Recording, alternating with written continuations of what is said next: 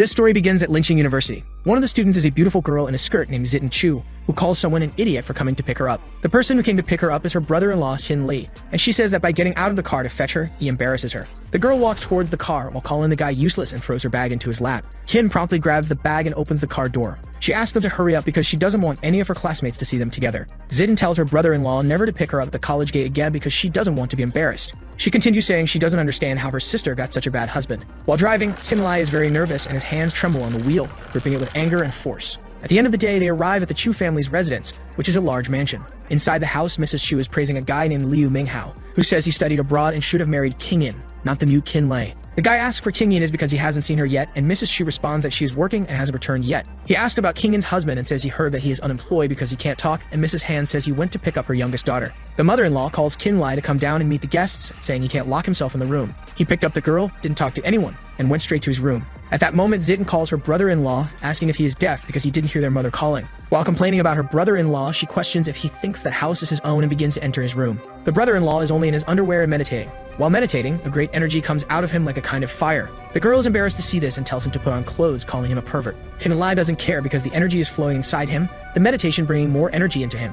This vital energy is absorbed from plants and other things around him. The guy slowly opens his eyes to see what is happening in front of him. When he opens them, he sees a great vortex of energy. This was a technique he trained for 10 years, and part of his training required him not to speak. To concentrate all this energy, he remained mute for 10 years, but finally managed to control the great sphere of energy in his hand. Kin Lai begins to think a little about his past, as he has now been part of the Chu family for a year and hasn't spoken for 10 years. Just as he starts to talk, his jaw is locked. He warms up his voice a little as if releasing something from inside his throat, proud of finally having completed what he wanted. For 10 years, he remains silent. Now he doesn't need to suffer anymore and can speak again. Suddenly, his thoughts are interrupted by a very loud scream ordering him to come down quickly. His mother-in-law keeps calling until Kin Lee puts on clothes, while the plant that received a lot of his energy starts to show something strange. The plant, which was almost dead, begins to sprout leaves and soon after starts to bloom rapidly as if it were full of life. Kin Lai starts to go down to the living room and his mother-in-law receives him, asking if besides being mute, he is also deaf. Kin Lai stands face to face with an old friend of his wife, who was also a suitor of hers. He introduces himself to Shin Lee, and his name is Liu Minghao. From the moment he saw Kin Lai, his expression is of malice or as if he is plotting something.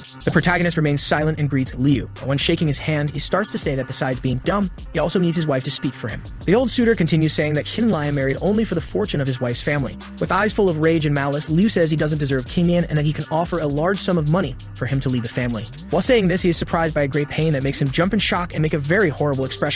While shaking the hand of his wife's old friend, Kin Lai squeezes his hand so hard that it nearly breaks the guy's fingers. Kin Lai, with a very calm expression, asks what is wrong with Liu and says that his name is Kin Lai. His mother-in-law and sister-in-law are extremely astonished because it's the first time he has spoken in 10 years, and they ask if the guy had just spoken. The wife's friend Liu gets very nervous and asks if Kin can talk.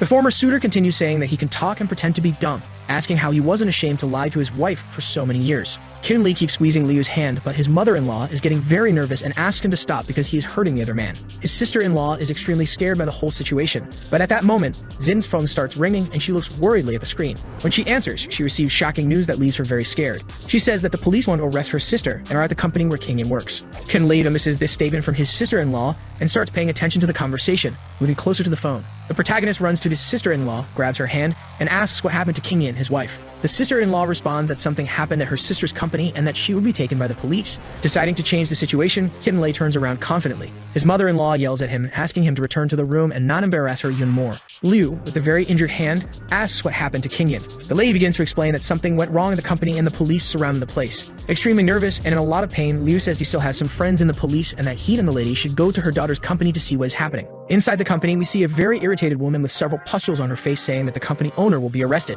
There, King Yin, the protagonist's wife, stands very firm, listening to what the woman is saying. King Yin's mother is with her, saying that the woman is being unreasonable, and everyone seems scared of the screaming woman. Liu tries to resolve the situation by saying that many people use that cosmetic cream, but just so happened that the woman developed so many pimples and pustules on her face. The man also says that he has many friends at the police station, including the chief himself being his personal colleague. The woman scoffs at Liu and says that if he knows the police chief, her cousin is the city mayor. Everyone is shocked by this information because such an important person could complicate their lives a lot. Liu becomes very scared and shows his cowardice, saying he can't do anything and that the company's fault is indeed King Yin's. We hear someone calling the mayor's relative, and it's Kin Lee, asking for 10 minutes to try to help her. He confidently says that if he can cure her and make her skin return to normal in just 10 minutes, she should let this go. King Yin is very surprised because she sees her husband speaking for the first time in a long time. Liu is very jealous, seeing the boy's confidence contrasted with his own cowardice, making him even more nervous, saying that this boy is a disgrace to the Chu family. Kid Li's wife asks what he is doing, that she's already tired of this situation and doesn't want him to cause more problems for her company. Kid Li turns around and calms his wife, saying that he is different now and that he should fulfill his role as a husband from time to time.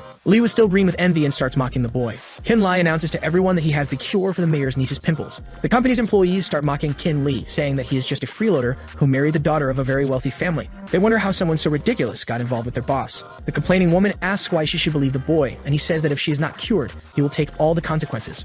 She says she has no problem trying the treatment, but if he fails to cure her, she will be merciless with the consequences. His wife asks him to stop because Qin Lai might get her into even more trouble. Qin Li pulls his wife close to demonstrate confidence and asks her to find some traditional Chinese medicine herbs. He also explains that since the woman's internal temperature is very high, this process might work, but his wife Qin Yin is still a bit skeptical. The woman goes after what her husband asked for, and Liu starts cursing, saying he will get into a lot of trouble because of this. The protagonist turns to Liu and says that if he can cure her, please do it, but it only makes him more outraged for being humiliated by Qin Yin's husband. The company owner returns with everything that was asked for, but she warns that if something goes wrong, the Chu family will not be involved.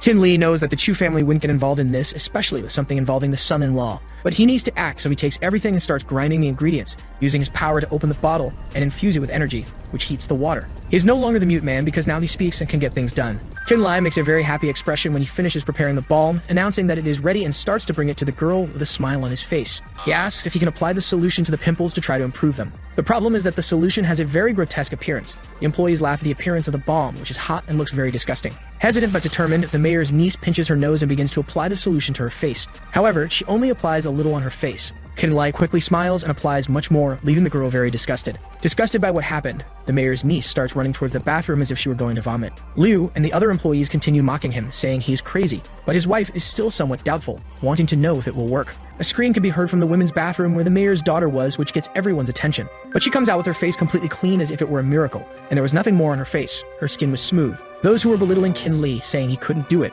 are now speechless and can't believe what they are seeing. The protagonist explains that the problem wasn't the product, but the woman's internal body temperature. It was enough to use anti-inflammatory and antipyretic measures for the sores to disappear. The employees still don't believe that someone they consider so defeated managed to cure the condition, and his wife asks what happened, how he did the cure. He says he studied pharmacology, and the girl who was just cured asks if he can cure any disease. Qin Lai responds that he first needs to see the patient. The girl says her uncle has a very serious illness and that if he can cure him, she will pay him 500,000. Qin Lai accepts without blinking, which leaves his wife very astonished, saying he is crazy to do this. She says he shouldn't go because he isn't a doctor and be treating sick people, but with a smile on his face, he asserts that there's nothing to worry about. But Qin Yin is still very worried and says that her family won't help him if he kills someone. Seeing that even his wife doesn't believe in his abilities, he just lowers his head and starts to leave the place. His wife calls his name once more. Impatient, he takes a deep breath and says that if anything happens, he will handle it himself and won't cause any more problems for the Chu family. As night falls, they arrive at the hospital in Yangqing City. We see Liu Zhang, the mayor of Yangqing City, talking to a doctor. The doctor says that his father's condition is terrible and that surgery would be very risky. The mayor's cousin is with Qin Li and is scared because her uncle is already in the ICU.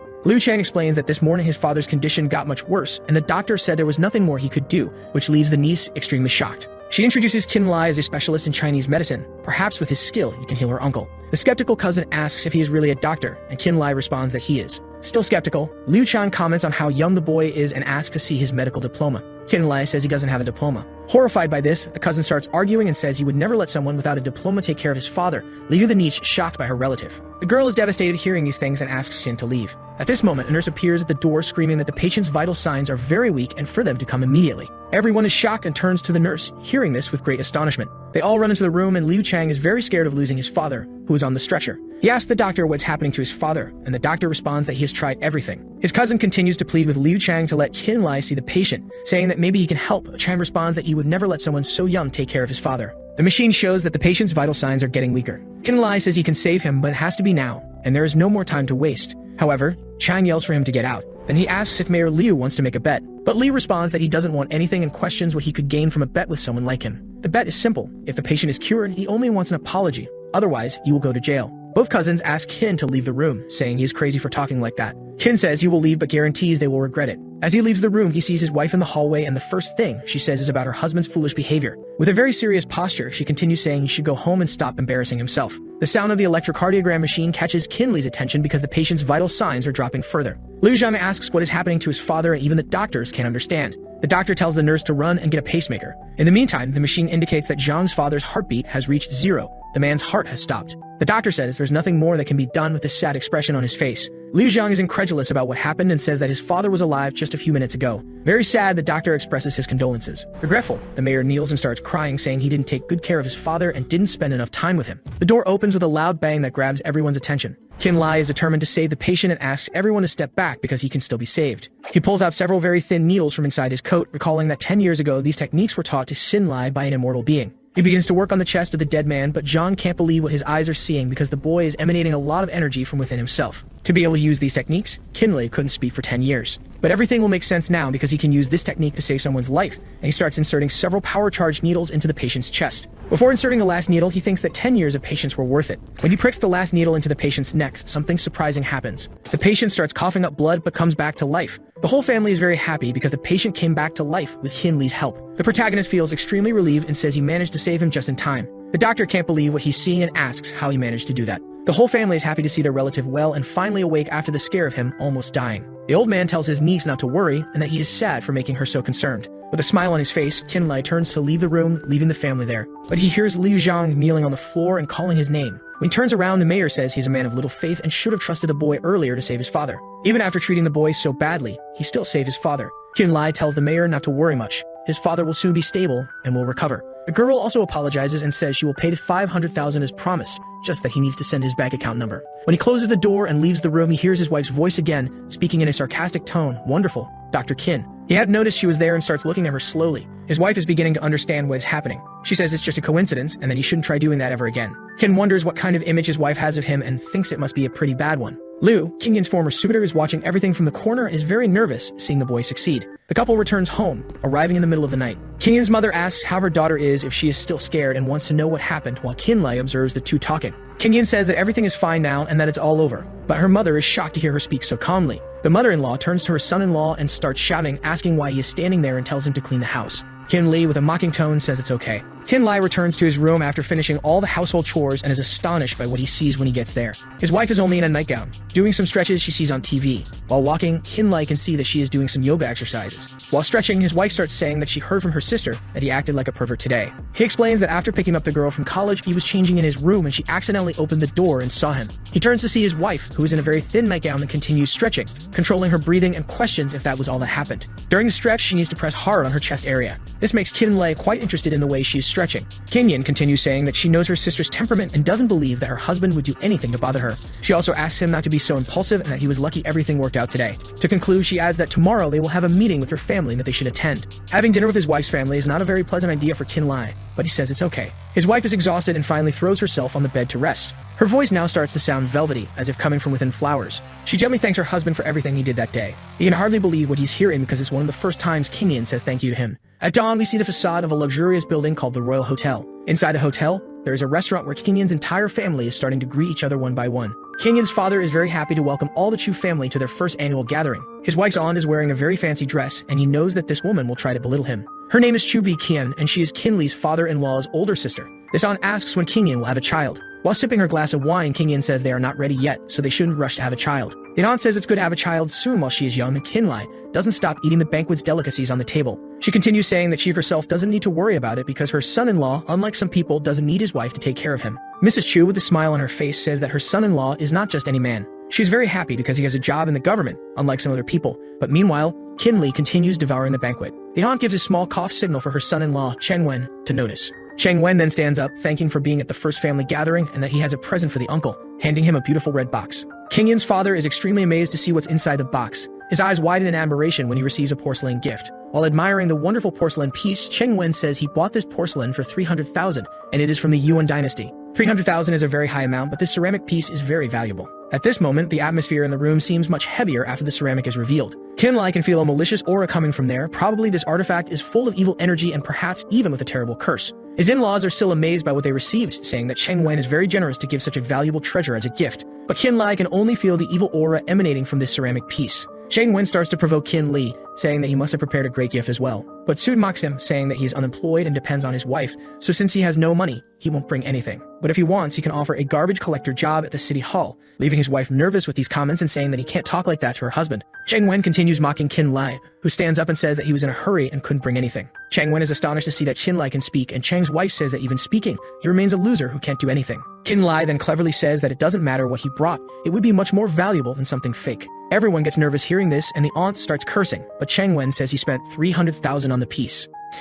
Qin Lai says it doesn't matter how much he spent, the piece is still fake. Chang Wen gets very angry, calling Qin Lai a loser for saying his gift is fake, and slams the table hard, knocking over his glass. He wonders how Qin could have guessed it was fake since the seller guaranteed that the bowl was genuine, and that no one would be able to tell if it was fake. Qin Lai feels challenged and is going to show why it is fake. The father-in-law tells Qin Lai to be quiet, and his wife says he can't be so rude since everyone there's family. The aunt keeps needling, saying that he's simply accused without reason, and the boy asks if the cousin admits that the ceramic is just a replica. His wife says it doesn't matter if it's fake or not. It's a gesture of gratitude, and today is a family dinner, and they shouldn't be fighting. The sound of the door opening catches everyone's attention, and the mayor enters the room, asking what is fake there. With him is one Fang Mao. Chang Wen is surprised that the mayor is there and starts to approach him. He extends his hand toward the mayor to greet him, and the mayor also raises his hand as if to greet Chang Wen. But Mayor Liu walks past him and greets Qin Lai, very happy and grateful to see him, also saying he didn't expect to find him there. Chang Wen says that Qin Lai is just a mute person and should be treated like trash. Hearing this, the mayor gets very angry and asks who said that. The man responds that his name is Chang Wen, chief secretary of the city hall. He discreetly turns and asks if Qin has any problems with Chang Wen, and Qin says no, they were just discussing the legitimacy of the porcelain. Intrigued by the ancient piece in front of him, the mayor calls the man who was with him to take a look. The man says he hasn't done many evaluations lately, but blue and white ceramics are his specialty, and he begins to examine the piece closely. He brings the bowl closer to his face and states that the designs and colors seem to be from the Yuan dynasty, which leaves Chang Wen relieved because he spent a lot of money on it. Qin asks if the appraiser believes is really original or just a copy. Since the appraiser had said the piece was from the Yuan dynasty, he is intrigued if the boy is doubting his ability, thinking it is fake. Qin asks if it really isn't fake, and the appraiser laughs and pats the boy on the shoulder, saying he now understands why the mayor likes him so much. He explains that the bowl is indeed fake, that when you look from a distance, it seems like an original bowl, and says the design is very sophisticated, but it lacks the elegance and sophistication of the original piece. He adds that the piece was buried with someone and absorbed a lot of bad energy in the person's tomb, so the appraiser says the bowl is cursed on top of everything. Qin Li's mother-in-law becomes desperate and tells her husband to clean his hands, while the aunt scolds Chang Wen, who apologizes, saying he didn't know that. The appraiser says that the imitation is very good, very well done, but Good Eye can see it and invites Qin for tea later. The mayor says that Qin is an honored guest and that he was just about to talk to him about something. So the boy tells his wife's relatives to continue eating, and he will return as soon as he finishes the meeting with the mayor. The nasty aunt says that the boy is indeed a good catch, and the mother-in-law is smiling because she decided not to speak to maintain appearances. Qin continues talking with the mayor, who says that his father, after returning home, got sick again. In the past few months, his wife and son also felt ill, and hearing this, Qin Li focuses all his energy and asks to check the mayor's pulse. The mayor extends his hand to Qin, and as expected, there is a malignant energy that is dissipated by Qin's energy in the mayor's pulse. And he asks what it is that he's feeling, but Qin tells him not to worry, that he knows exactly what to do. After dinner, he will go to the mayor's house to resolve this once and for all. The mayor is happy to hear this and says he will welcome him and wait for him at his house. Later in the day, after finishing the meeting, Qin is helping his father-in-law into the car. He tells his wife and sister-in-law to go ahead with his father-in-law, that he has to step out, and hearing this, his wife responds quite rudely. After everyone leaves in the car, Qin takes his phone and starts setting a route on his GPS. He searches for the way to get to the mayor's house, which is near where he was. He moves forward and turns right onto a very busy street, while the GPS indicates a route through an alley that Qin should take to reach his destination. The GPS voice indicates that there are only 50 meters left to reach his destination at the end of this alley. However, midway, Liu is there with several armed thugs waiting for Qin. The young man continues looking at the alley, then at Liu and the various thugs behind him, all waiting for him to arrive. Qin Lai is being blocked from passing through the alley as it is full of Liu Mingho's armed thugs, the former suitor of his wife Qingyan. Liu says that the only way for Qin to leave is to let them cut off both his hands. With a mocking tone and so calm that he even cleans his own ear. Qin sees the man with his malicious face and an evil look that responds that Qin shouldn't worry about anything because now they will take care of everything. To motivate them, Liu shouts that he will give 50,000 to whoever cuts off Qin's hands. After shouting this, all the armed thugs rush towards Qin to attack him. With a confident smile on his face, an aura of energy starts to surround the young man. He concentrates all of his energy to deliver very powerful blows, starting with kicking one of the thugs right in front of him. With just one blow, he knocks one down, then turns to another, and with a very strong punch to the stomach, knocks him down as well. His blows are very strong and fast, and he continues hitting the thugs, and with each blow, one of them falls. After some time, Qin isn't even tired and asks if that was all. Liu Minghao, with a destroyed look on his face, can't believe what he's seeing. With an expression of terror, he tries to understand how someone treated like trash could now become so strong out of nowhere. Qin then makes a provocative gesture towards Liu, inviting him to come closer as if to fight. But Liu's plans are different, and he starts running for his life, telling Qin not to come near him. Relieved that it's all over, Kin can finally breathe calmly. He continues his way to the mayor's house, which is in the same direction as the alley where Liu Mingho's thugs were. All the thugs are left defeated and unconscious on the alley floor. As the day ends, the colors of the sunset start to fill the sky. Just ahead is the mayor's house, and Kin is approaching a large mansion. Finally, he finds the house and is sure it is the right one. The young man rings the doorbell, waiting for it to be answered. He can already sense that there are very bad energies coming from that place, and when the mayor opens the door, despite seeming happy, there are deep dark circles under his eyes. The mayor invites him in, but Kin can see that the house's energy is very malignant. The entire environment is infested with this dark energy. It seems much worse than Kin thought. Suddenly, a very loud scream is heard coming from inside. The two men hurry down the corridor. The mayor opens the door, worried about his wife, and asks if his son Xiaoji is getting worse again. While the mayor tends to his wife, Kin can see that the boy Xiaoji is floating and the woman is completely terrified. Kin is also shocked by what he sees. His eyes are fully focused on that malignant energy. The boy is indeed floating, enveloped by a dark energy that seems to have the shape of a face and makes a noise like a rattlesnake. The mayor is terrified, but Kin assures him that he will save the boy, but the energy is so much that it even has a bodily form. The monster, realizing Kin's power, starts to get very nervous, and its eye glows with anger. The entity starts speaking through the child's, saying not to confront it and to stay away. It repeats the same phrase several times in a very creepy tone. Kin gathers his energy and is ready to act. With a quick movement, he throws several acupuncture needles at the boy, all charged with energy. The needles don't hit the boy, they hit only the focal point of the malignant energy, which when struck, emits a white flash and begins to dissipate. The mayor and his wife are worried about their son, who falls onto the bed very exhausted, but Kin Lai tells them not to approach because it's not over yet. The energy is still inside the boy's body, and he needs to remove it to cleanse him. The mayor and his wife start to get very nervous. Influenced by the energy, they start cursing at each other, and the wife calls Kin Li trash, while the mayor tells everyone to shut up. Seeing that they are also contaminated by the energy, Kin makes a small cut on his thumb, concentrates all of his energy, and places a needle on the boy's forehead, who starts to scream while a black energy begins to rise into the air, taking a very strange form. We can see that it is pure dark energy. Kin Li's energy is passing through the boy's body, and he begins to float again because of the two energies. One is entering and purifying him, while the other is leaving, which is the malignant energy pouring out in large amounts from the boy. As it starts to accumulate above the room, Kin Li charges 3 needles with energy and throws them at the black mass to disperse it. The boy starts to wake up and immediately calls his mother, who hugs him tightly. Kin Li tells the mayor that he doesn't need to worry anymore, that now he just needs to find the source of this sinister aura.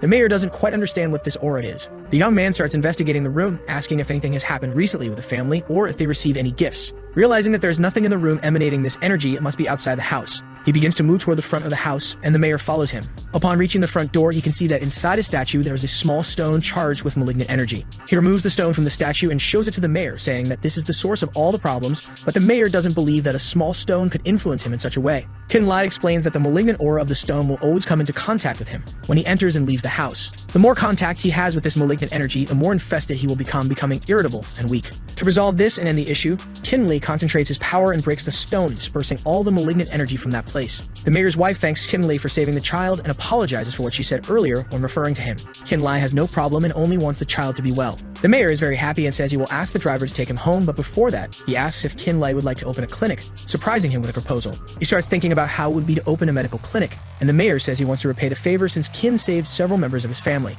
Kin Lai thanks the mayor and starts heading towards the car, very happy with the idea the mayor presented. During the trip to his house, it begins to get dark, and Kin thinks that with a clinic, he could help many more people. If his parents could see what he is doing, they would surely be very proud of him. As they drive through the city, Kin Lai observes the streetlights and something catches his attention so much that he even shouts for the driver to stop the car. The request is very sudden, and the driver brakes so hard that Kin hits his face on the front seat. A little irritated, the driver asks if they have reached their destination. Kin turns around and sees his wife but doesn't understand what she is doing in that place so late. He hides, observing what she is doing, which catches the driver's attention, who can see that the young man is looking at a girl and says that she is very beautiful. We see another girl in high heels walking and wearing a tight leather outfit that attracts the attention of several people. This person is King Yin's best friend, and perhaps the young man is exaggerating, thinking that she could be doing something wrong. King Yin and her friend finally meet, and the red-haired woman apologizes for being late. As they get closer, the two kiss passionately. After kissing, Kin Lai is very embarrassed, but the red-haired woman, Wai Mai, is not. Kin Lai is stunned by what is happening, and the driver is very shocked. He can't understand the situation. Is his wife cheating on him with another woman? With the lights illuminating the girls, we see them walking towards a nearby club.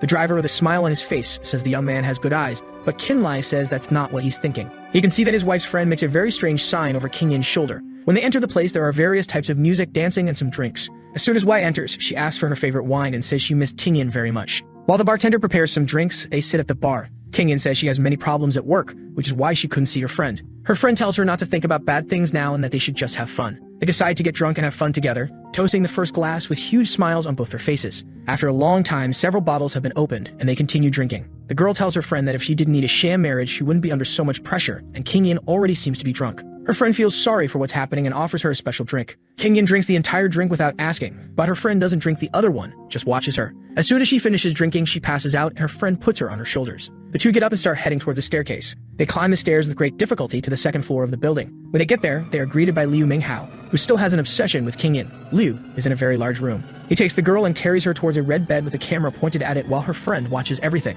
He puts Kingyin on the bed with a very malicious look and says he can't be blamed for what he does. Meanwhile, the other girl leaves the room and Liu locks the door. Since Kingyin is unconscious, she remains lying on the bed and Liu starts touching her clothes and body. A faint rustling can be heard in the back of the room as Liu moves over Kingyin, but soon 3 knocks on the door are heard. This catches Liu's attention and he nervously asks who is at the door. The person replies that it's room service. Liu thinks it might be some drink the girl with Kingyin ordered, but when he opens the door, he sees a figure that bursts in and surprises him. It's Kin Lai, who stands in the doorway facing Liu, who can't believe he's there, while the other girl is already unconscious in front of the door. Liu starts making excuses, saying that Kingyin was drunk and that he was going to help her. But before he can finish explaining, Xin Li knees him forcefully, throwing him against the wall. The force is so great that Liu feels immense pain in his chest and even starts coughing up blood. Qin approaches him and in a very menacing voice asks how he wants to die. Liu starts begging for his life, kneeling before Qin, saying he will never appear in their lives again. He begs for forgiveness and even calls Qin master, who is merciful and tells him he can get up and disappear while thanking him. The criminal passes behind Qin with a fake smile on his face, but something is strange. Suddenly, Liu says Qin should go to hell and holds a knife, trying to stab the young man in the back. But he dodges the blow and says he has already given Liu 2 chances, and there won't be any more. Qin takes a needle, charges it with energy, and makes a very precise strike in Liu's hip area, exactly where it is like breaking 2 eggs. Qin reprimands his opponent because he brought this upon himself. Liu falls to the ground writhing and foaming in pain. Both who were conspiring against Kingyin are kicked out of the room. Qin closes the door and says he is relieved to have found his wife in time. With a worried look, he begins to charge a needle and sits next to his wife. Qin makes a small prick on his wife's wrist and starts transmitting his energy into her. Kingyin's eyes begin to open very slowly. Her husband asks if she is awake and how she is feeling. The girl starts to respond but notices that someone had tampered with her clothes and the place where she is. She gets dressed again and slaps Qin Li, calling him a perverted bastard. Incredulous at this, the young man says he just saved her, so why did she hit him? But Kingyin doesn't believe she was being saved. She thinks he was doing something wrong. The girl doesn't trust him at all and calls him a pervert. Qin Lai has nothing more to say. He just stands up, defeated, and says it's up to her whether she believes him or not. As he closes the door, she continues cursing him and throwing some objects at the door. Kingyin feels very bad about the situation and starts looking around the room. Then the beep of the camera catches her attention. She notices there is a camera on a tripod that has been recording all this time. Qin Lai goes to a park near a forest and receives a call on his cell phone. The person calling wants to know if the phone belongs to Xin Lai. Qin Lai recognizes the voice as Li Wan, the girl whose pimples Qin Li's balm cured, and asks why she is calling. The girl replies that she wants to buy a large quantity of the balm and that if he could improve it by adding something to lighten the skin, it would help even more. Qin Lai is very excited about the idea of being able to sell and wants to know how many jars she wants so he can prepare them all. Li Wan says she wants about 200 jars and will deposit a large sum of money. The young man says he can do it without a problem, but that it isn't as expensive as she thinks. The girl says she heard from her cousin that they opened a medical clinic, and she will sponsor this clinic. Qin Lai is very happy and grateful. At the eccentric family home, the clock strikes 1 in the morning, and Kingyin is scared because she is waiting for her husband to return. She thinks it's unusual for him not to come back so late. The husband must be very angry because she misinterpreted the situation, but she hears the door opening. They meet in the living room and stand in silence for a minute. He starts heading towards his room and she asks why he arrived so late. Her concern surprises him. Hesitating with his response, he says he had work to do, and she immediately says to forget about it and pretend she didn't ask anything. Qin Lai sees that she is very nervous and looks at her, waiting for her to say something. Kingyin starts talking about what happened today and what she did. He asks what went wrong for her to have to drink so much. Very sadly, Kingyin says that her company will probably fire her. Kingyin begins to explain the situation and says she will be fired because of the incident with Liu Wan, and her colleagues usually gossip about it with everyone. One of the managers has had several conversations with her and in one of them said she should resign. Qin Lai tries to comfort her, saying that even if she is fired, everything will be fine. But Kingyin can't understand how everything will be fine without a job. How will she take care of the family? After all, it's not easy to find a job. As he walks to sit down, Qin Lai tries to clarify what he meant and asks if she remembers how he saved the mayor's father at the hospital. To show his gratitude, the mayor offered him a clinic, and he had already made some money by curing people. And if she is willing, the two of them can run the clinic together, he says while drinking a cup of tea. Kingyin is surprised to hear this, and by the way, her husband is supporting her. The young man continues saying that it will still take some time for the clinic to open, and he is going to sleep, and starts going up the stairs towards his room. Kingyin is grateful for his comforting words, and to be honest, she also wanted to apologize to her husband. The next morning, the Chu house doorbell is constantly ringing, and a voice can be heard calling Kingyin very loudly. A girl is in front of the house, shouting for someone to open the door. Qin Lai is still very tired from the previous night and hasn't even taken off his pajamas. From the voice, he already guesses who's on the other side of the door. He opens the door, knowing who must be on the other side, and sees a girl there, a young woman with short hair and sunglasses, who is surprised to see Qin Lai. Her name is Tan Zijin, and she is Kingyin's best friend. Kingyin and Qin Lai met in college, and they already knew Zijin from that time. Zijin still can't believe how Kingyin married a man like him. Kim remembers the college days when she frequently played pranks on him, like the time she put itching powder in his shorts. And when he put on those shorts in his dorm, the young man started to have uncontrollable itching. Zijin calls Kingyin to come down quickly because they want to go shopping. They head to the central area. The day is beautiful with the sun illuminating the water and birds flying. Zijin is very excited, singing from inside the car. Inside the car are Kinlai, Kingyin, and Zijin. The friend says they are going to a surprise place. Soon, they arrive at their destination. They park the car in front of a very luxurious building, the tallest building in the city. Zijin says there will be an auction there where only rich and famous people are invited. In front of the place, Zijin hands over an invitation to enter and says that the driver, Kinley, is also with him. They all go up to the building's rooftop, which has more than 90 floors. It is indeed the tallest building in the city. Zijin says the coolest thing there is the gemstone auction, where you either double your money or lose everything. This very luxurious hall is where the auction takes place, with a very chic atmosphere and various drinks being served by beautiful waitresses. As they head to the auction area, the friend teases Kinlai to buy a gemstone for his wife. The young man responds that if she likes one, he will buy it. The next item to be auctioned is a raw jade stone. The two girls are very excited about what is happening, but Kinlai is a bit bored. Something catches his attention from afar. He can see that in the discard area there is a stone charged with energy, emanating a very strong aura. When he gets closer, he realizes that the energy resonates with the energy inside his body, and he makes a move to pick up the stone. The auction announcements continue. 100,000 once, 100,000 twice, and the price changes as the bidding increases. Kingyin hears from her friend that if she wants any stone, her husband will buy it. Tan Zijin says that if he's lying about this, she will deal with him, but her friend asks her to calm down and asks where Kinlai is because she noticed he was no longer by their side. Kinlai wants to buy the stone that is charged with energy and asks for its price. The girl replies that it is around $50 to $100 each stone. He starts searching his pockets and finds various crumpled notes and a few coins. He hands the girl several crumpled $10 and $2 bills and some coins to make up the total amount. He asks for help to cut the stone. Zijin is incredulous to see that he went to get the cheapest stones and says those stones have no value. She adds that if he cared, he would buy her a precious stone, and that's why the clinic story might also be a lie. While she says these things, the girl who went to cut the stone for Kinlai is very surprised and shouts, announcing that the stone is full of jade inside. Despite its exterior appearance, it is very valuable inside, but she speaks so loudly that she catches the attention of the entire hall. Everyone turns to see the stone. The people there start to gather around to see, admiring the stone and taking pictures of it. Excited by the idea of finding more of these, everyone starts grabbing the stones that were marked for disposal. Meanwhile, people want to buy Kinley's stone. A girl offers $300,000, but a man offers $500,000. Then someone offers to buy the stone for $5 million. A man with glasses starts saying that the stone is worth at least $5 million, and that he is the Jade King of Yankin City, known as Tan Lao. With great enthusiasm, Lao asks if the young man would like to sell the stone for $5 million.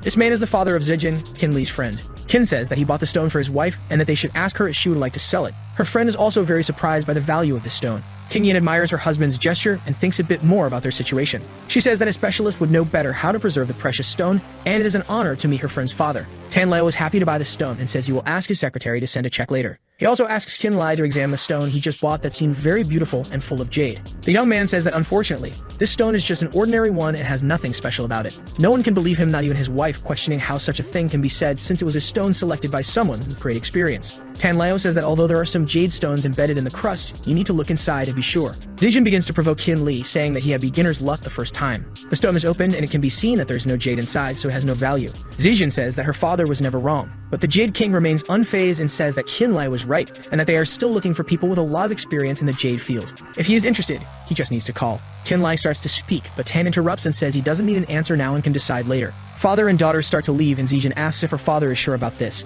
He says of course with certainty. After a while on the street, Kin Li and his wife are returning home by car. King Yin is still incredulous, asking since when he understands geology. The man hands her the check for the sale amount and says it's not very difficult. He learned from books and can teach her later. The girl snatches the check from his hand and slaps him, asking if he was lying, why he pretended to be mute and a loser. Kinlai begins to think about the answer. Thinking about a distant past, an image of an old man scratching his beard appears. This old man stands up and prepares to say something. The old man has such strong energy that it seems to burn with a blue aura around him. He speaks the following words, that as long as the teachings of the book are practiced, the boy will be 10 years ahead of his time, but he will need to block all his kidai for 10 years. This is the boy's destiny, and the rest is up to him. After saying this, the man starts to disappear and says they will meet again in the future. This story is being told by Kin Lai, who says he is not lying and is not a fool. King Yin doesn't quite understand and asks why he chose to marry her. The young man asks if she doesn't remember what happened in the past. During college, some other students used to make fun of Kin Lei, putting cigarette butts in his food and throwing soup in his face. With a quick slap, someone stops the cigarette butt from being thrown into Xin Li's plate. The young man is then defended by King Yin, who says that people shouldn't mess with the weaker ones.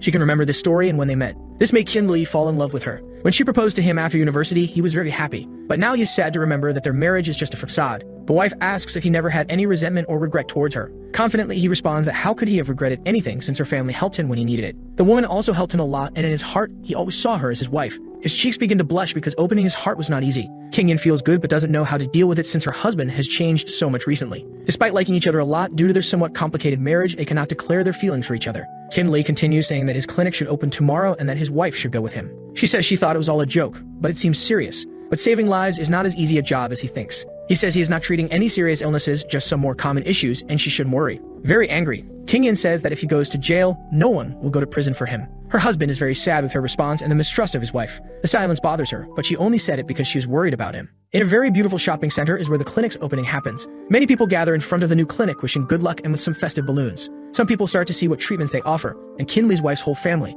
who was at the dinner, is also there at the opening. One of the aunts starts to badmouth the young man, saying she didn't know he had become a doctor. The man next to her agrees, saying the clinic opened out of nowhere. Kin-Lee's father-in-law says there should be no concern because his son-in-law is a man with many secrets, and he even helped the mayor recently. Cheng-Wen starts to say that Kin-Lei shouldn't feel safe just because he is friends with the mayor, and how daring he is to open a clinic like this, and Lai responds sarcastically, saying he doesn't understand how a clinic can be dangerous to people. The cousin's husband keeps saying that the place will undergo a rigorous inspection because he works at the city hall. Finally, Mayor Liu and his wife Wan arrive at the location and are very happy to see Kin-Lei. King-in's uncles are very surprised to see that the mayor has so much affection for the young man. Cheng-Wen still can't believe it because the mayor is his boss, and looking at the way the mayor treats Kin-Lai, he can't understand the relationship between the two. Kin-Lai receives gifts from the mayor and his wife, and she adds that the place looks beautiful. King-in is extremely angry because the whole family was speaking sarcastically about her husband, and now that the mayor has arrived, everyone has gone silent. Outside, we can hear some cries for help. A person is asking for their child to be saved, and everyone is curious to know what's happening and why they're screaming outside. Outside, you can see a worried father with a boy while the people around try to understand what is happening. Lai tells the people to move away because he is a doctor and can help the boy. He starts to approach the boy, who is drooling a lot. The boy is foaming at the mouth while coughing and asking his father for help. Some of Kin's relatives say to take the person to the hospital, claiming he won't be able to cure him because he has a serious illness. The wicked aunt and her brother-in-law can only wait for a worse outcome, saying they want to see how Lai will get out of this. The father desperately asks Kin for help, and the doctor begins to examine if the boy has any reaction and asks to take him inside the clinic. Inside, everyone observes Kin-Lee's work closely, placing the boy on a stretcher to try to cure him. Sitting next to the boy, the young man begins to concentrate all of his energy and touches the boy's wrist to transfer it. The energy penetrates deeply into the boy's body, passing through all of his blood until it reaches his vital organs, and the boy's stomach is extremely damaged. The young man says the boy is poisoned and asks what the father has been feeding him lately. The father says it's impossible for him to be poisoned, that his neighbor takes care of the child, and that he has always been good to him. Kin-Lee's mother-in-law starts yelling, saying the father is incompetent and shouldn't leave the children with the neighbors. This makes the sick boy's father burst into tears and start crying, saying his wife died early and he has been saving money for his son's school. But the doctor can feel that from the symptoms, the weak breathing and the boy's skin color turning black, it is definitely poisoning. A voice in the crowd stirs everyone up, saying the doctor from this clinic only got his diploma a few days ago, and how daring he is to open a clinic. Everyone is incredulous to know that he got the diploma recently and wants to know if it could all just be a setup. People around demand that the clinic be closed and that the boy be taken to the hospital. His wicked aunt and cousin are having fun watching the boy and the doctor struggling. But his wife is very nervous and swallows hard with the whole situation happening there. The sick boy's father becomes very nervous, stands up and yells that if the doctor can't cure him, then he's just trying to hurt him. King gets angry with the situation and puts an end to it, saying that the boy's condition is critical and there is no time to waste. During the discussion, the boy starts coughing up blood, showing that his condition is getting worse and his life is at risk. Kin-Lee widens his eyes with surprise and determination and asks everyone to move away. He removes the sheet from the boy while the sick boy's father continues comforting him. Lee begins to work quickly, concentrating his energy to help the boy with his aura. He starts to visualize all the energy points of the human body so he can purify the boy's energy. He throws needles toward the sick boy and starts piercing all the boy's chakra points, saying their names, Summon Suanji Star Te Yi Huagai Tebe Chanshu. When he finishes, the boy's mouth begins to fill to release everything that was intoxicating his body. He stands up and vomits a lot after tying his clothes in the stretcher where he was. The father can hardly believe that his son started moving again. With tears in his eyes, he hugs the boy and apologizes. The boy who was sick says he is very hungry and now wants to eat some fried pork. The father, still hugging the boy in tears, says it's okay. They can go eat now. Kin says the boy is fine, but if the father still has any doubts, he can go to the hospital for a general checkup. Very grateful, with hands together and still crying, the father thanks Kin-Lee, saying he's a real doctor. Everyone is amazed at the young Lai's skill in saving the boy, and even though he's a newly graduated person, he has many abilities. We can see the old man who started raising doubts about the doctor walking towards a young man. And a person punching the wall, the one punching the wall in anger and grinding his teeth is Liu Minghao. The old man tells Liu not to worry, let him live a little longer. Soon he will make a mistake. Night falls and a man leaves the clinic happily, saying he can now have a child with his wife. The clinic lights are turned off and its door is closed. Kin is exhausted and begins to leave through the back door. He is going to close everything and go home, but he hears a rustling in the trees, something very strange at the back of the clinic. With a keen look, he notices that something is strange in the garden. He sees a booth and a knife completely covered in blood at the corner of the tree, and it scares him a lot. But what is there is a woman also covered in blood and with all her clothes torn, looking very injured. She says nothing and just keeps looking at Kin, who tries to ask if by chance she is there to see the doctor. Barely finishing his question, the woman starts advancing towards him very quickly, seeming like she's going to attack him. He puts his hands in front of him, trying to prevent a blow, and asks the woman to stop because he is the doctor there. But the woman halfway through starts to stagger and falls to the ground in front of Kin Lai. He can see more wounds on her body, and seeing the woman's situation, he cannot abandon her there and begins to prepare to work even more. Then he takes the woman inside the clinic and places her on a stretcher to start the treatment. After the woman is on the stretcher, she remains unconscious. Lai takes his phone out of his pocket and starts dialing a number. He is calling the Chu residence, but the phone rings for a while and no one answers. Until King Yin answers on the other side of the line, the doctor begins to explain that he had a very difficult patient. Lying in her bed, the wife asks if her husband is not coming back today and if he is staying at the clinic. He says yes, he will sleep at the clinic because there's still a lot of work to be done and that she does not need to wait for him to arrive. King Yin gets a little frustrated with this because she wanted to see her husband that day. She says he is very stupid for doing this.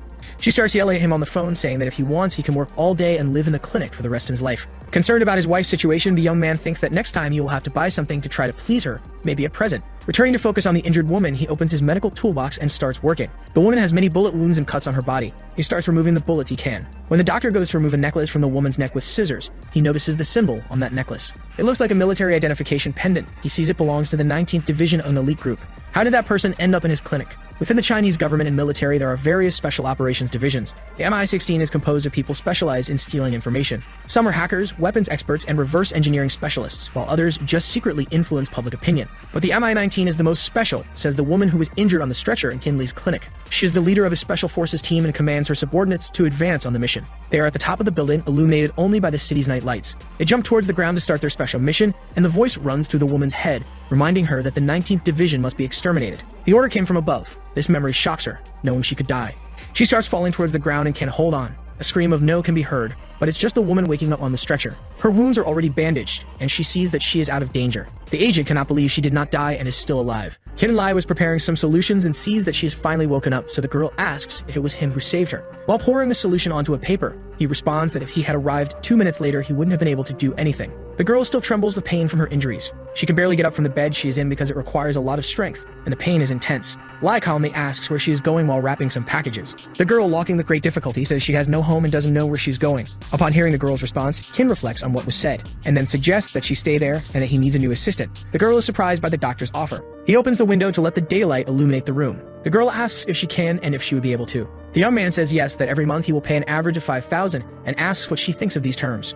Perplexed by the doctor's help, she says she will do everything she can to help him. That if there's anything the young man needs to be done, she will do it for the doctor. The doctor says she needs to stay in the clinic to recover, but a very loud scream comes from the front, asking Kin Lai to open the door. He goes towards the clinic and starts to open the door slowly. But the door is pushed with such force that it hits his face, and a girl calling for Kin Lai enters. This girl is Zijin, and she asks the young man to accompany her. The doctor asks if she is very ill because it is very early to go there. Zijin responds that he is the one who looks sick, saying she came to take them to a jewelry competition. Lai sees the tickets in Zijin's hand and takes them, but doesn't understand what competition this is. She tells him to shut up and to go with her. The two go to the great palace of Yangsheng, the betting palace. Upon arriving there, Zijin sees her father and is pulling Kin by the tie. Zijin's father, Mr. Tan, is very happy to see him. The two greet each other enthusiastically, and despite being anxious, Lai smiles and apologizes for keeping Mr. Tan waiting. Mr. Tan says there is no problem because he wants the young man's help with the Jade Stone competition. Kin doesn't understand very well and asks if the businessman wants the young man to be an advisor. Mr. Tan confirms this, saying he saw the young man's skill with his own eyes and wants his help. He continues explaining that this competition is divided into two parts.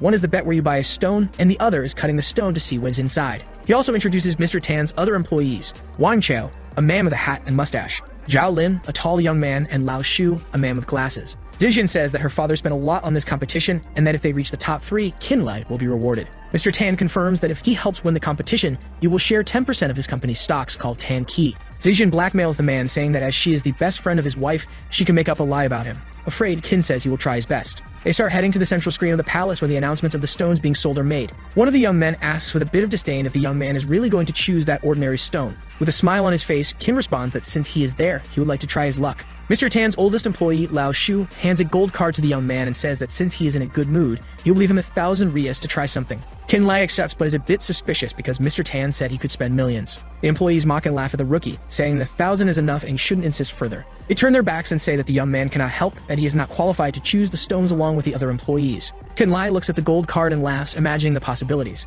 The sun continues to illuminate the beautiful palace where they are. The young man starts looking among the cheaper stones, many of them priced exactly at 1,000 riyas. Among these stones, one catches his attention because it has a blue glow and turns to see it better. The stone costs 2,000 but is emitting a lot of energy, being probably very valuable, and catches Kinley's attention. Kinley's eyes widen in astonishment upon spotting a stone that stood out from the rest. Some lady inquired if he was interested in buying the stone. The two men have a conversation about the stone, and they estimated it to be worth nearly $5 million, making their confident claims of victory pique Kinley's attention. Noticing Kinley's diverted attention towards the two men, the lady called out to him again. He was startled and embarrassed upon realizing that he had been so engrossed in the men's conversation that he had completely forgotten about the lady. The lady handed Kinley a card and explained that it was worth $50,000 and would cover the full price of the stone. He then waved his hand and replied, saying that it's fine, and accepted the card. Suddenly, a voice called out to Kinley from the crowd, leaving him wondering who it was. Three guys with playful grins teased him and asked him what stone he had purchased and whether he thought he would win first place. Lao Xu, with a dismissive tone, suggested that he should go home and implied that not everyone could work for Mayor Tan. He replied confidently that he was not sure if the stone he bought was top-rated, but added that if it was not for Mr. Tan, he would not have even attempted it. The mayor suddenly walked up to them and asked if they all had finished choosing their stones. Lao Xu, all brimming with confidence, declared to Mayor Tan that they could guarantee they would make it to the top 3 because they had got the best stones. Tan nodded in agreement and confirmed that they had indeed chosen the best 2 stones. He quietly thought to himself that the stone's surface was exceptional and the quality inside should be equally impressive. Suddenly, one of the men recognized Mayor Tan, and it was Kyun Zong, who was holding a girl's waist. Zong, with a mocking smirk, addressed Tan, saying he was confident to gamble again, this time after Tan lost to him. Tan, with a touch of irritation, retorted that it was his own business how he spent his money. He burst into laughter at Tan's response. Kyun Zong's voice was laced with amusement because he could not believe that Tan would get to the point where he now used new people to help him. With a sneer, Zong implied that Tan was resorting to new recruits because he had run out of reliable people at Tan Key Jewelry. With a condescending tone, Zong suggested that Tan should simply pack his bags and leave before he suffered further humiliation. With a mocking laugh, Kyun Zong told Tan that he had no room in the capital of Jiangcheng and he should just go back to Yangcheng. Lao Xu, with reassuring words, told Mayor Tan to leave the matter to him and he would make sure that they would crush Kyun Zong. The Jade Contest officially began, and the host with a booming voice announced to the participants to pay attention. The Jade Contest had numerous participants. After the participants got ready, the host then excitedly announced that it was time to start the stone gambling part of the contest. The one who would be hosting the Jade Contest competition would be Sin Ran. Sin Ran instructed all the contestants to come up to the stage and prepare themselves. Mayor Tan nervously asked Sin where the stones he bought were. Kin obliged and showed the mayor the stones he bought that only cost $20,000. The 3 men burst into laughter when they saw the stone that Qin had bought. Lao Xu mockingly said that Qin had the nerve to show his garbage stone to them. Mr. Tan said to himself in disbelief that what price you can get from that garbage stone is nonsense. He then started to doubt Kinley's abilities, thinking that he was wrong about what he thought about him. The MC, Sin Ran, shockingly announced that the first stone that had been cut was whole green. After the first stone, the second stone was also filled with a beautiful glass royal green. The bidding for the stones now started with large numbers, one after another. The number bid started with a loud shout at 30 million, then up to 45 million. Lao Xu was shocked and in disbelief that the bidding was already high when the competition had only just started. The competition had only just started, yet it was already intense. Sin Ran informed the competitors that the top prices were 63 million down to 42 million. She then announced the last contestant, which was Mayor Tan's stones. Mayor Tan willingly bought their own stones for this competition. Lao Xu was walking up the stage while holding the 2 big stones. He is then swallowed by nervousness and anxiety while cutting the stone, hoping that the stones Mayor Tan has bought are green. A wave of excitement rippled through the audience as they eagerly anticipated the reveal of the stone's hidden treasures. Mayor Tan, his face etched with worry, paced nervously, wondering what would be inside the stone. On the other hand, Qin Li, with an air of detached calm, muttered to himself that millions of dollars just went down the drain. The stones were sliced open, revealing their inside, and a collective gasp of anticipation swept through the audience. Everyone held their breath, hoping for a flash of green within.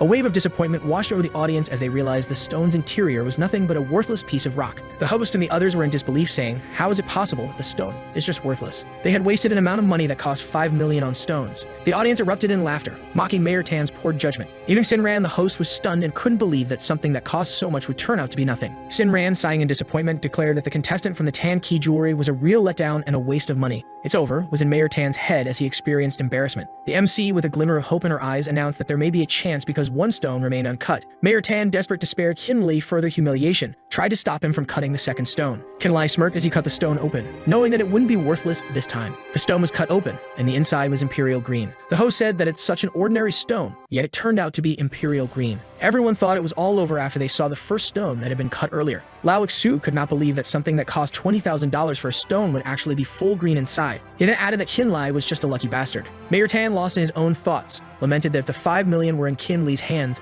then he would have been the one to bring victory to Tan Key Jewelry. Sin Ran was completely baffled, watching as Kinley continued to cut the jade, thinking that he was crazy and unable to understand his actions. The mayor could not help himself and now stood up, shouting at Kinley to stop cutting the jade stone. Kinley, unfazed by what everyone was saying about him cutting the stone, was still focused on getting the work done. Tan was now shocked by what he was about to see. Kinley, with a dramatic flourish, sliced open the final stone, sending a wave of anticipation for the audience. Sin Ran's voice, trembling with astonishment, declared that the jade stone has jade inside it and also has a piece of blood jade inside the green jade. She then, after that also announced that the last piece of blood jade was sold for $1 billion. The crowd erupted in a frenzy of cheers, their voices echoing through the hall as they marveled at the incredible jade stone. Qin Lei, holding the jade aloft, declared with unwavering confidence that this jade was the last belonging of Mr. Tan. Sin Ran then exclaimed with excitement that the stone that had been cut was the rarest jade among all jades. She then added that the stone was so unique that it required 1,000 years to form. She even exaggerated that this jade was worth the same as someone's life, even hers. A wave of frenzy washed over the crowd as they screamed and shouted their bids, desperate to claim the jade stone for themselves. The man, taken aback, then confirmed that Qin Lei had unearthed a blood jade and gemstone of exceptional rarity. That was a long night with all of the auctions that had been happening. One morning, a sudden coughing fit racked an old man seated toward the back, his face contorting in discomfort. The man stated in his worried voice that his father was getting worse and worse. The old man began to speak but abruptly stopped mid-sentence because of a violent coughing fit, blood staining his lips. The panel went back to the auction, and the stone that had been cut by Qin Lei was sold for $2 billion. Sin Ran then congratulated Tan Ki Jewelry for winning the auction, bidding with a price of $2 billion. The crowd erupted in cheers for Qin Li and the mayor, who stood on the stage after winning the auction. The host declared that this auction was truly remarkable, with the winning bid of $2 billion setting a record that would likely never be broken. With a graceful bow, Mayor Tan conveyed his heartfelt appreciation to Qin Lei, acknowledging his significant role in the events of the day. Tan expressed his gratitude to him, admitting that without his efforts, Tan Ki Jewelry's reputation would have been tarnished. He then also apologized for previously questioning Qin Li's abilities. Qin Lei expressed his gratitude to the mayor, assuring him that he had not taken his doubts personally and appreciated the mayor's kindness. The mayor, in a gesture of apology, offered him the proceeds from the jade's sale. He was so stunned by the mayor's statement that he could not speak. Zijin interjected, declaring that he was a highly esteemed guest of the Tan family. She then further explained that by excelling in the jade contest, there was a chance that they could secure a strong position in Jiang province. Suddenly, a voice called out to Sin Lai from the crowd, and behind the speaker, there were several figures who appeared to be acting as bodyguards. It was revealed that the man's name was Jiang Jun, and he called out to Sin Lai to extend an invitation from the Jiang family, urging him to join them. Jiang Jun presented him with an invitation card, which he readily accepted. The next day, Qin Lai was in the car looking at the invitation that he accepted, and the driver told him that they had arrived. It was a good evening when Qin Lai arrived at the Jiang family's house. The Jiang family resided in a grand and beautiful mansion that was heavily guarded by a team of capable bodyguards. Qin Lai was so stunned by the enormous house that he had to take a picture of it on his phone. One of the guards accompanied him as he went around the house. The guard then knocked at the door, indicating to the young master that Qin Lai, whom they had invited, had arrived. Jiang Jun, known as the young master, opened the door and wholeheartedly welcomed him. He commended Qin Li's performance at the jade contest and then remarked that it had truly opened his eyes. Curious about the late-night invitation, Qin Lai then asked Jiang Jun what the occasion was for summoning him to the Jiang family estate. Jun chuckled and replied that the invitation wasn't for anything significant, but he was simply curious about something. The young master was indeed intrigued by Qin Li's actions at the jade contest and questioned him about his decision to continue carving the first jade. He also inquired if Qin Lai was aware of the blood jade hidden within the jade stone. Qin Lai responded honestly and explained that he felt a warmth emanating from the jade when he held it, and this unusual sensation made him suspicious. The jade stone made him suspicious and curious, which led him to cut the stone open. Chun found his explanation amusing and then proposed that Qin Lai should find him another jade stone. He was then interrupted by Jiang Guo's coughing, who had an intense illness.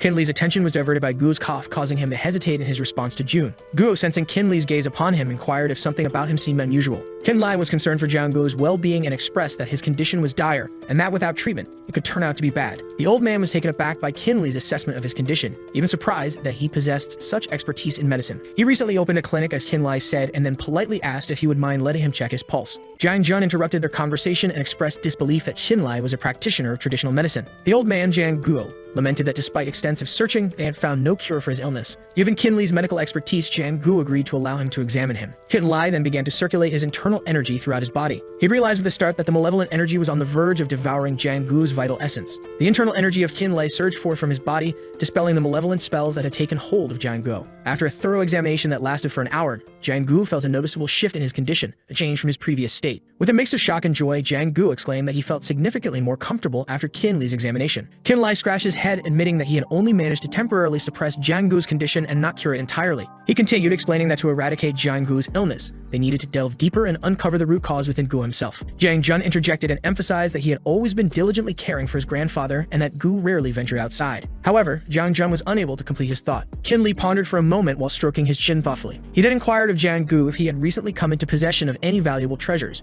Guo contemplated the question for a moment, but before he could respond, Jiang Jun interjected, revealing that his grandfather had indeed received a treasure, which was a jade pillow. His suspicions about the jade pillow intensified. He believed it was likely unearthed from a tomb and could be the source of Guo's illness. He also added that if it is used long-term, it can cause death to the person who is using it. Jiang Guo, startled by his deduction, confirmed his suspicions and added that he had been experiencing an unusual coldness while sleeping on the jade pillow. Jiang Jun, with his voice filled with awe and astonishment, praised Qin Lai. He exclaimed that his grandfather had been ailing for a long time, and he could not believe that Qin Lai was a doctor doctor given his remarkable insight. The son of Gu declared that regardless of whether Qin Lai could find him the blood jade or not, the Jiang family would grant any request he had, no matter how grand. He was touched by Jiang Jun's generosity, but he insisted that saving lives was his duty as a doctor. He added that he would diligently search for the blood jade, but he had only one request for Jiang Jun in return. Jiang Jun, with unwavering confidence, assured Qin Lai that the Jiang family would do everything in their power to assist him. He then presented a cherished photograph of himself as a child with his parents. With a hint of sadness in his voice, he explained that they had been missing for 10 years and he had yet to receive any news of their whereabouts. Jiang Jun carefully took the picture from Qin Li's hand. With a determined look, Jun then promised that it might take time, but he would do everything in his power to find his parents. A glimmer of hope flickered in Qin Li's eyes as he replied that he's counting on Jiang Jun's ability. In return for Jiang Jun's help, he then assured him that he would find the blood jade and he'd send it to him when he carefully finds one. Jun expressed his gratitude to him and then handed him a card containing 200 million. He then added that it was an advance payment once Qin Lai had found the blood jade and that he would be truly grateful. He accepted the card, then shook hands with Jun and assured him that he'd be back to him when he found one. Their conversation ended with Jiang Jun thanking Qin Li for his request. A wave of worry washed over Jiang Jun as he contemplated the future if their Jiang family regained its former glory. The sun shone brightly the next morning as Qin Lai, still slightly drowsy from sleep, made his way back to his clinic, saying that he was glad to be back and that the doctor's clinic would need someone to look after it while he was gone. As he stepped into his clinic, there was a patient who was already waiting for him, saying that he had been experiencing headaches lately and wanted Qin Lai to check on him. Still half awake, Qin Lai mumbled that he should come with him so that he could examine his body. Suddenly, a loud voice from behind announced that Mr. Tang Bo Huya, the family's founder, would be visiting the clinic that day. The man also added that no one should miss the chance because the quality was guaranteed. The old man who was with Qin Lai was shocked and recognized Mr. Tang, who was the best traditional Chinese doctor in their city. Mr. Tang mockingly replied that the old man was correct and then added that their century-old medical school could not compare to some other medical clinic. The old man rushed to Mr. Tang, leaving Qin Lai behind, and then said that he would sign up for Mr. Tang as a patient. Mr. Tang inaccurately spread some fake lies to the old man about Qin Li's fake medicines. The old man was in disbelief about what Mr. Tang had said to him and the fact that he was almost going to be a patient of Qin Li. Qin Li approached them with a scary look, saying that Mr. Tang did not think of the consequences of spreading lies about him. The old man and Mr. Tang exchanged nervous glances, realizing the gravity of their actions. Mr. Tang then answered in a shaky and stammering voice that he had just only heard about it somewhere else. Suddenly, an old man interrupted them, saying that Qin Lai should not argue with an apprentice like Mr. Tang. The old man turned out to be the owner of Tang's Chinese medicine, saying that as a doctor, Qin Lai doesn't have the patience to argue. The owner says that he has been practicing medicine for decades and he cannot believe that young people these days are calling themselves traditional Chinese medicine practitioners. He then said to the sick old man that he'll help him get better from his illness. The sick old man removed his hat, revealing a shocking sight. His head was covered in numerous circular infections. The sick man, with his face flushed with embarrassment, hesitantly asked the doctor if he could cure him. The doctor, in disbelief because of what he just saw, exclaimed that this is the first time he has seen a disease like this in his decades of practice. The owner of Tang's Chinese medicine was hesitant about what he was supposed to say, trying to calm down while finding a cure for the man's disease. Qin Lai then interfered, saying what was the right way to cure that type of disease and that it needed to be treated with a hot needle.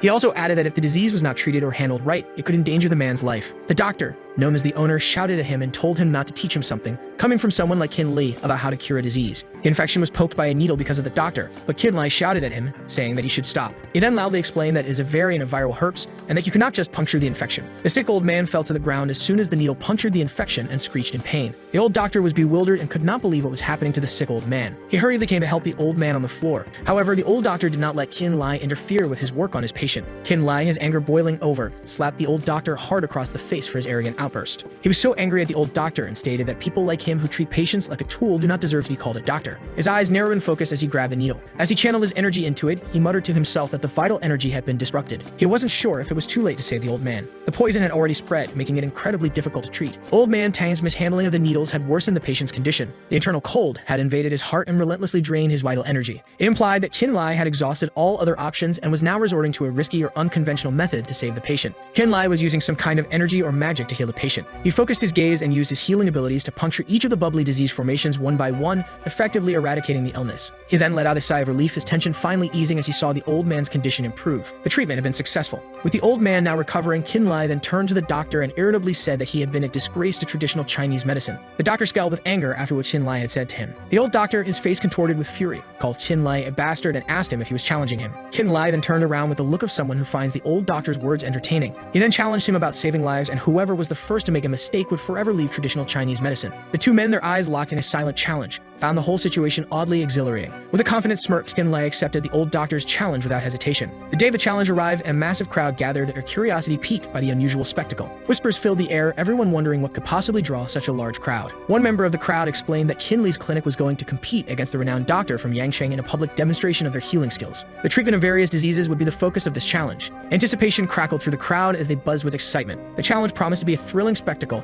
and everyone was eager to see who would emerge victorious. As the sun began its descent, casting long shadows across the gathering, the challenge commenced. Qin Lai stood ready to treat his patients while his rival from Yangqing tended to his own group of hopefuls. A long line of eager patients snaked its way through the courtyard of the Yangqing doctor's clinic, each hoping for a chance to be healed by the renowned physician. One of Qin Li's patients, beaming with gratitude, spoke highly of the doctor's skills, describing how much better they felt after receiving his treatment. The other patients of Qin Lai, witnessing his skill firsthand, were equally impressed. They could not believe that such a young doctor could possess such a profound understanding of medicine. The Yangqing doctor, a seasoned veteran with over 3 decades of experience, remarked that it had taken him years to achieve his mastery of medicine. Yet Qin Li, a relative newcomer, had displayed flawless skill from the very beginning, making not a single error. The Yangqing doctor, intrigued by Qin Li's talent, gestured to one of his assistants to approach Qin Lai. The Yangqing doctor was preparing to examine his next patient and was taken aback by the unusual and complex ailment he encountered. Shock and surprise registered on his face as he realized the severity of the disease he just saw. The assistant, who had been sent to observe Qin Lai, was now next in line, waiting her turn to be treated by the young doctor. The men standing in line behind the assistant were captivated by her beauty. She then expressed her recent symptoms of dizziness and swelling in her chest. However, the assistant's words were laced with suspicion, as if she was testing Qin Li's skills with a fabricated ailment. The assistant grabbed Qin Li's hands and was about to put them on her chest, while saying that she could not take the pain anymore. Qin Lai then withdrew his hand from her and told her that he would check her pulse first, so there was no need to worry. He began to diagnose her pulse with his skilled fingers and abilities, tracing the delicate rhythm. The assistant, in a gesture of trust, gently caressed his hand with her own, urging him to examine her thoroughly. The assistant's pulse was steady and strong, which made Qin Lai find it strange, and even her organs were placed correctly, so it didn't seem like a disease either. He was intensely focused on the assistant's pulse, but was then startled by a piercing scream that erupted from the Yangqing doctor's position. The source of the scream was a man who had collapsed to the ground, writhing in pain. The Yangqing doctor's assistants rushed to his side while urgently inquiring about his well-being. The man's mouth began to foam, sending the assistants into a frenzy. They quickly initiated CPR while others frantically called for an ambulance to transport the stricken man to the hospital. While witnessing the unfolding chaos, the Yangqing doctor was stunned. He felt a growing sense of dread, realizing that he might be outmatched by Qin Lai, who could potentially treat the man while he was powerless to do so. The assistants continued contacting the urgent care center in panic. The patients who had been waiting in Yangqing's line had witnessed his inability to help the collapsed man and lost faith in his abilities. They began to switch sides, flocking to Qin Li's clinic, convinced that he was the more reliable doctor. The assistant observed the shift in allegiance towards Qin Li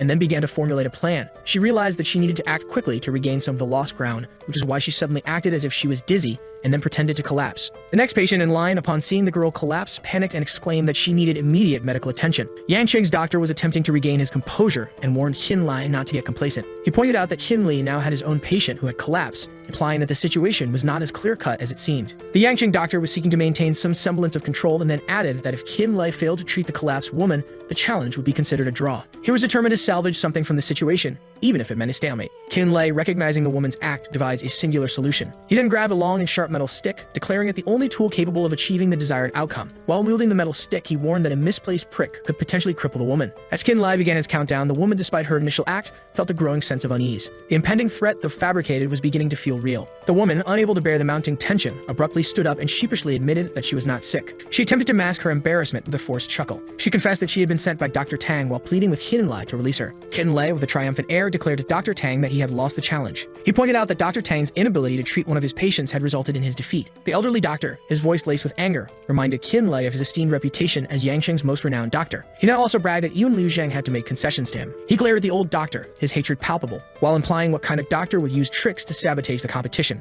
Qin Li's accusations of sabotage against the old doctor called into question the doctor's integrity and his standing in the medical community. The old man's voice crackled with fury as he vowed revenge, promising Qin Lai that this day would be etched in his memory. One morning, Qin Lai removed his lab coat, his mind still reeling from the encounter as he stepped into the clinic. Suddenly, the girl he'd saved appeared, her eyes flashing with fierce determination, and asked him if he wanted her to deal with that old man. Qin Li's eyes fell upon the girl, and he asked if she was feeling well enough to be back on her feet. The girl expressed her gratitude for his concern and assured him that she was well. She further indicated that he should not hesitate to ask for her assistance if needed. He assured her that she would make a full recovery from her injuries under his care at his clinic. Qin Lai mentioned that he would have a task for her to complete in a few days' time. Out of nowhere, his phone started ringing, cutting him off mid-sentence. He answered the phone, and the girl speaking on the line mentioned that Mr. Zhang had entrusted her to provide him with information about the source of the raw gemstones. She emphasized that the delivery of the precious stones to Yangqing was expected to occur within the next week. The caller indicated that she got another matter to discuss with Qin Lai, one that she believed would be advantageous to him. The girl's words intrigued him, and he wanted to meet and discuss them in person. Later, it showed that she'd just gotten out of the shower and then texted him the details about when and where to meet. At Tang Bovel's home, the television blared a news report about a medical sparring competition that had taken place in Yangqing the previous day. The news report declared that Tang Bovel, the proprietor proprietor of Tang's Chinese medicine, had suffered a defeat and was subsequently retiring from the medical field. The news report further stated that the Tang family had faced an unprecedented level of public scrutiny. Enraged by the news report concerning his family, Dr. Tang, who was watching television, angrily ordered the staff to switch it off. A voice suddenly called out from beyond the door, inquiring about Mr. Tang's presence. With a tone of annoyance, Mr. Tang declared that the person seeking entry would not find what they were looking for inside. The person at the door offered Mr. Tang a deal, saying they could help him get revenge on Qin Lei. Intrigued by the man's proposal, they allowed him to enter the residence. Mr. Tang's jaw dropped in astonishment as he realized the identity of the man who had just entered his home. Liu Minghao asserted to Mr. Tang that he was the only one capable of seeking retribution against Qin Lei while handing a paper to him. Upon examining the document presented to him, Mr. Tang was taken aback and inquired about the nature of the prescription it contained. The sky was overcast with clouds as Qin Lei stretched his limbs and casually asked his assistant if she would like to accompany him for a walk in the fresh air. He mentioned that a leisurely stroll could aid in her recovery process. Qin Lei expressed his hope that she would successfully complete the assignment he had entrusted to her. She politely declined the invitation to walk and expressed gratitude for his concern. The girl also assured Qin Lei that she was feeling well and pledged to fulfill the assigned task. He scratched his face, saying that the task was just simply to buy an apartment. Later, on a sunny day, they decided to go for a walk together. Qin Lei called Liang King out of the blue and she just stared at him, waiting to hear what he had to say. He was suddenly curious about her, so he asked how old she was when she started training and asked about her parents. King responded in a frigid tone, stating that she had been raised in a training camp since the age of 3 and that she doesn't remember anything regarding her parents. A memory surfaced, revealing Liang King in the past while clutching a knife. He then felt a pang of sympathy for her, silently acknowledging the hardship she must have endured to join the army at such a tender age. Moved by compassion for Liang King, he advised her to discontinue sleeping on the floor. Without a moment's pause, King readily agreed to his proposal. A sudden commotion and a peculiar sight in the bustling street caught Qin Lei's attention, diverting his gaze from his companion. The shop was an antique emporium filled with unusual artifacts that drew his attention, and he curiously picked up an antique dagger. The dagger looked aged and tarnished, which prompted Liang King to inquire if Qin Lei intended to purchase it. The antique dealer explained that he had stumbled upon the dagger serendipitously and offered to sell it for $500. Finding the price agreeable, Qin Lei accepted the dagger. Intrigued by Qin Lei's choice of the dagger, Liang King inquired if it possessed any particular value or significance. Qin Lei assured her that the answer would be revealed shortly as he produced a lighter from his pocket. He then ignited the lighter, holding the dagger above the flame while simultaneously channeling magical energy from within. The heat from the flame worked its magic and slowly dissolved the layers of rust that had obscured the dagger's true beauty. Like the veil being lifted, the dagger's intricate design and gleaming surface began to reveal themselves, shimmering in the firelight. King was astonished by what she witnessed, realizing that the dagger was no ordinary weapon. Having completed his task, Qin Lei presented the dagger to King, inquiring if she found it to her liking and then declared it hers. Overwhelmed with disbelief, Liang King expressed her gratitude to the boss with a radiant smile. At that moment, Qin Lei's phone began to ring, signaling an incoming call. While Liang King honed her skills with the dagger, Qin Lei answered the phone call. The sound of Qingyan's sobs filled the air, her voice trembling with fear as she relayed the devastating news. Zit and their friend had been taken and the weight of their loss felt crushing. The weight of the news settled upon Qin Lei and his face was etched with concern. He bid farewell to Liang King and provided her with a card to locate a suitable residence, hastily revealing the access code. Liang King received the card with a touch of uncertainty and inquired if she had the freedom to select her own house. As Qin Lei sprinted away, he expressed his confidence in Liang King's judgment regarding the selection of a house.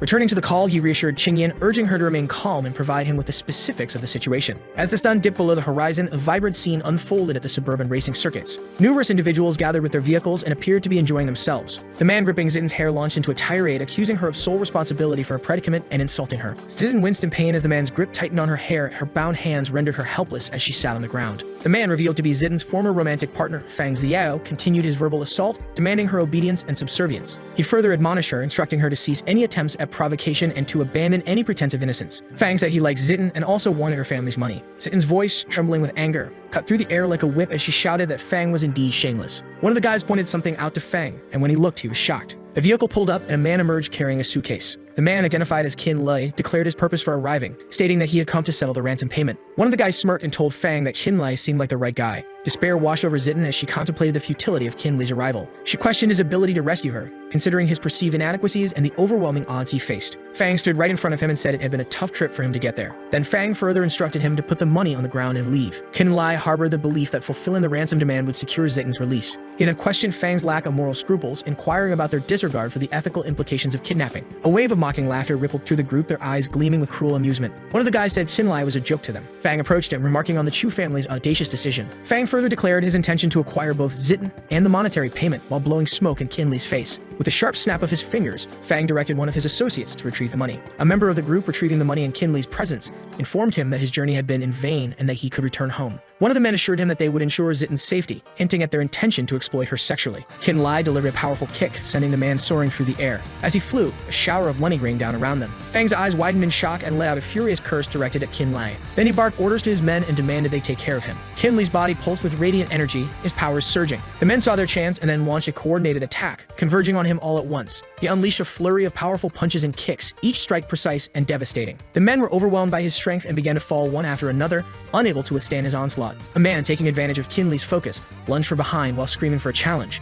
Qin Li was momentarily surprised but reacted with lightning speed. He spun around, delivering a powerful kick to the man's back, sending him crashing to the ground. The remaining men, terrified by Qin Li's overwhelming power, turned and fled. Fang watched the scene unfold, staring in disbelief because he couldn't comprehend Qin Li's strength. Qin Li then advanced toward Fang, his gaze unwavering. With a swift and powerful movement, he shoved Fang to the ground, sending him crashing onto the hard surface. Qin Li's body thrummed with energy, his powers radiating outward. His eyes were fixed on Fang and his fist was drawn back, poised to deliver a devastating blow to his face. Fang, upon seeing the impending punch aimed at his face, desperately pleaded with Qin Li to spare him. Qin Li was unmoved by Fang's pleas and showed no mercy. He launched his fist forward with full force, connecting with Fang's face in a devastating blow. Zitten watched the scene unfold, her eyes wide with disbelief. She could not reconcile the powerful figure before her with the seemingly useless man she knew. Qin Li stood alone, his body radiating power, a beacon of strength amidst the fallen. The men lay scattered around him, defeated and unable to rise. Zitten, her mind reeling from what she had witnessed, couldn't help but ask herself when her brother-in-law had become so powerful. Qin Li let out a sigh of relief because the fight had ended with him winning. Then his gaze fixed on Zitten, and he began to untie the ropes binding her, his movements swift and efficient. They were in a hurry so that Zitten's family would not worry more. As Qin Li worked to free Zitten from her bonds, she suddenly winced, her voice laced with pain. They set off, their footsteps echoing in the quiet surroundings. Zitten, overwhelmed with gratitude, struggled to find the right words to express her thanks to Qin Li. His actions had saved her, and she was at a loss for words. So Zitten's cheeks flushed with a mixture of shyness and gratitude, and she hesitantly called out to Qin Li. He turned around with a curious expression, waiting to hear what she had to say. Her fingers nervously tucked a stray strand of hair behind her ear as she summoned her courage and extended an invitation to Qin Li. To mask her shyness, Zitten quickly added that the invitation was for her protection, as she feared the men might come for her again. She embarrassingly said that was the only reason Qin Li should come with her. Qin Li found her invitation unexpected and did not think she would invite him to a sorority. She suddenly sulked, worrying that Qin Li might misinterpret her invitation. Qin Li, his expression softening with understanding, accepted her invitation with a smile. The following day, Qin Li returned to the clinic and sought out King. He needed to discuss the task he had assigned her and to ensure that she was making progress and that everything was on track. King, her expression composed, reported to him that she had successfully completed the task he had given her. In a professional manner, King informed Qin Li that he could review the completed task at the Tanhao office later that day. Qin Li was genuinely impressed by the speed with which Lion King had completed the task. He talked to himself with relief, saying that it was time to give Qingyan a home. He felt a sense of responsibility for her well-being, and providing her with a safe and independent space was a priority. He then invited Liang King to go with him to check on the house that had been picked. Qin Li and Liang King were settled in the car, ready for their house-hunting adventure. As the car pulled away, he let out a long yawn, and his eyes drooped slightly, but suddenly his phone rang. He answered his phone, expecting a routine call. It was Jian Jun on the other end, his voice brimming with excitement, saying that he had some good news for him. Jian gently watered the vibrant plants as he chatted with Qin Li on the phone. His news left Qin Li sputtering, a surprised cough escaping his lips. It seemed like Jian Jun had gone above and beyond, exceeding even Qin Li's expectations with his ambitious purchase. Realizing that his words had left Qin Li in shock, he quickly reassured him that the stores were still undergoing renovation. Qin Li, still reeling from the news, decided to express his gratitude to Jian Jun for his efforts instead of dwelling on the surprise. He praised him and called him a great benefactor to the Jiang family. Jun also expressed his eagerness for Qin Li's arrival in Jiangsheng and waited patiently for the moment they could reunite. Jun went on to say that upon Qin Li's return from Yangsheng, he would be gifting him a luxurious villa as a token of his appreciation. Qin Li politely declined Jiang Jun's generous offer, explaining that he would not let him waste his money. He had already purchased a villa for himself, which made Jiang Jun's gift unnecessary. He and his assistant arrived at the opulent Sky One villa and were greeted warmly by the attentive staff. One of the staff members approached Liang King curiously, asking why he wasn't with her. Liang King, however, pointed out that the man beside her was her boss and Qin Li was the very person who had purchased the luxurious Sky One villa. The staff member, judging by his appearance, could not quite believe he was the one who had bought Sky One. She was hesitant and unsure if he was truly the owner of such a lavish property. The staff member remained convinced that the man in front of her was likely a poor man trying to appear wealthy. She believed Mr. Zhao, another potential buyer, would be more likely to purchase the villa and would probably give her a $500,000 gift in return.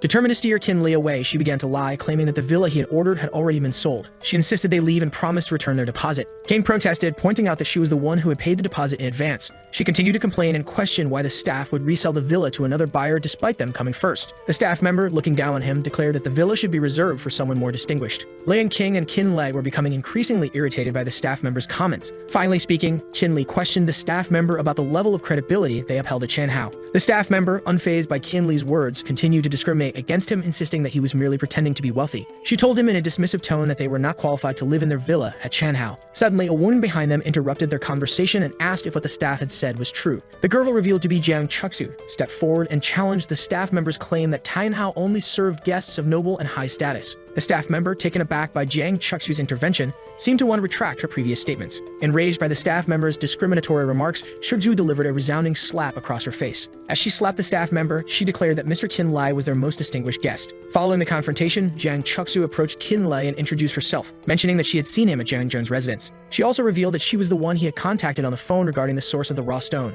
Kin Lai was slightly taken aback when he realized that she was the voice on the other end of the phone call. She apologized to him for the staff member's rude behavior and the inconvenience that had caused him. After Chuksu apologized, Kin Lai reassured her that it was fine. The staff member, still reeling from the slap, was astonished to witness Kin Lei's familiarity with Chuksu. His voice, laced with disappointment, addressed the staff member, saying not to attempt something like that again. The staff member, still on the floor, quickly apologized and promised not to repeat her actions. Kin Lai, his frustration evident, declared that they would only return once all the necessary procedures for the villa were finalized. Visibly embarrassed, the staff member apologized again and promised to personally oversee the completion of the villa's arrangements. The remaining staff members bowed respectfully as Kin Lai and his assistant turned to leave. With a sharp snap of her fingers, Jiang Chuksu signaled her bodyguards to remove the staff member from her presence. She made it clear that she wanted no further interaction with the woman. The bodyguards swiftly obeyed, their grip firm as they pulled the staff member away. Despair and disbelief were etched across her face as she was dragged from the scene. Later that day, a chaotic scene unfolded in front of Kin Lei's clinic, with police officers and concerned patients forming a large and agitated crowd. A woman with visible and severe injuries stood amidst the crowd, her voice laced with anger. She accused the clinic of selling counterfeit medication, claiming that it was the cause of her disfigurement. Several other women, their faces similarly marred, echoed the young woman's accusations. They all claimed that after taking medication from the clinic, their faces had been disfigured. The women's voices rose in unison, accusing the doctor of being unscrupulous, a fraud, and indifferent to the well-being of his patients. As Kin Lai arrived at his clinic, he was met with a scene of chaos. A large crowd had gathered outside, and he could not help but wonder what had caused such a commotion. Spotting him, the young woman who had been shouting accusations pointed directly at him and declared him to be the fraudulent doctor responsible for selling counterfeit medication. The other people in the crowd turned their gazes toward Kin Lai, their expressions a mixture of anger and disbelief. The young woman's voice rose in intensity, demanding that he be arrested. The woman pointed a finger directly at Kin Lai, her voice sharp and accusatory. Completely bewildered by the situation, he looked at the woman with a mix of shock and confusion, seeking the right answer about the fake medicines she mentioned. The woman, her face marred, pointed accusingly at Kin Lai. It was his skincare products, she claimed, that had caused the damage. He stroked his chin thoughtfully, and then a wave of realization washed over him. It was the skincare products he had given to Li Wan. He might have a lead on what was happening in the clinic. More women, their faces bearing similar signs of damage, joined the chorus of accusations. They pointed at Kin Lai, calling him a swindler who had preyed on their desire for beauty, stolen their money, and left them with permanent scars. The women, unified in their anger, turned to the police and demanded that they arrest the fake doctor. One of the police officers stepped forward, his voice firm and authoritative, saying that Kin Lai should come with them. Liang King, with a sudden burst of action, stepped in front of him, shielding him from the arresting officers. The police officer, unfazed by Liang King's intervention, responded that Kin Lai should be questioned by the police department. Kin Lai, on the other hand, remained calm and unfazed by what was happening around him. The police officer barked at Kin Lai, his voice sharp, commanding him to put his hands up and not move. With a quick movement, Kin Lai pulled out his phone and displayed it to the officers. He explained that he was on a call and seeking a witness to clear his name regarding the skincare product issues. The police officers exchanged confused glances, but one of them reached out and took the phone. Identifying himself, the police officer explained the situation to the person on the other end of the line,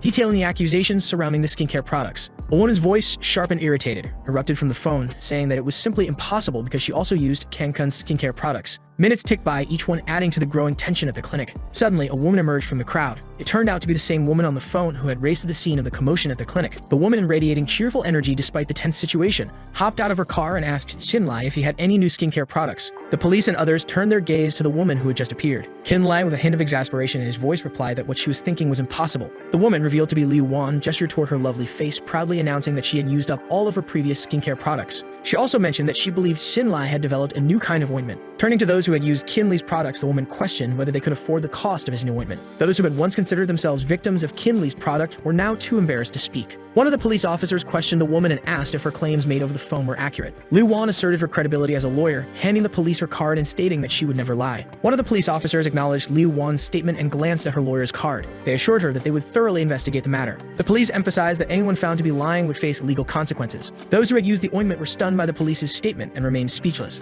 The police suspected the victims were concealing information and demanded they tell the truth about what had transpired. One of the women kneeling before the police pleaded for the opportunity to reveal the truth. The woman began to speak and revealed that a man named named Tang had provided them with a prescription. She continued telling the truth and added that Tang had offered them a bribe of $100,000 if they accused Qinli's clinic. Qinli wasn't overly surprised to learn that Tang was behind the commotion. On a sunny day at Tang's residence, Tang and Liu Minghao were engaged in a chess game. Mr. Tang complimented Liu Minghao's chess skills and then inquired if he was going to kill that kid. Liu Minghao praised Dr. Tang, remarking on his amazing ability to create an ointment that caused pimples to appear on the women's faces within half an hour. Their laughter continued until a sudden doorbell interrupted them. Mr. Tang, curious about the visitor, stood up and asked the person outside to tell him who they were. He peered through the peephole, but the figure outside turned out to be Qinli. Qinli, with a swift kick, sent the door flying open. The force of his kick sent Mr. Tang tumbling across the floor. His body slammed against the wall, leaving Liu Minghao stunned by the unfolding scene. Qinli strode into the room, his powerful presence filling the space. With a mocking tone, he told Dr. Tang that he had a serious injury and wanted him to take a look. Liu Minghao was bewildered because Qinli was supposed to be in police custody, but here he was.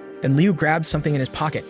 Qinli now realized that Liu Minghao was the one responsible for all the commotion. He yelled at him, confirming his suspicions. With a pointed gun, he made it clear he knew the truth. Liang King charged towards Liu Minghao, her fist cocked and ready to strike. Her punch connected with his face, sending him flying backward and causing his body to crash against the wall with a thud. With her face and voice laced with anger, she asked Liu Minghao if he was to play with something like a gun. Qinli advanced towards Liu Minghao, and his approach sent a shiver of fear down Minghao's spine. His voice was calm and steady as he assured Liu Minghao that he was simply checking if he was still capable of movement. After a long day, both Dr. Tang and Liu Minghao were arrested. They were accused of bribing multiple women and using counterfeit medications. A police officer acknowledged their earlier mistake and apologized to Qinli for doubting and wrongly accusing him. He assured Qinli that he would face no further trouble. Qinli dismissed their apologies, simply stating that they were only doing their job. Meanwhile, in the back of the car, Dr. Tang and Liu Minghao sat listening to the stern lecture from the police officer. As the car carrying the two accused men pulled away, Qinli suddenly received a message. The message was from Jiang Chuxu, informing Qinli that his new residence was ready. She apologized for the inconvenience of the villa situation and had reserved a place for him at the Merlin residence. He replied that he had work later that afternoon and would leave the matter of the two men to his assistant, Liang King. Liang King assured him that she would handle the situation.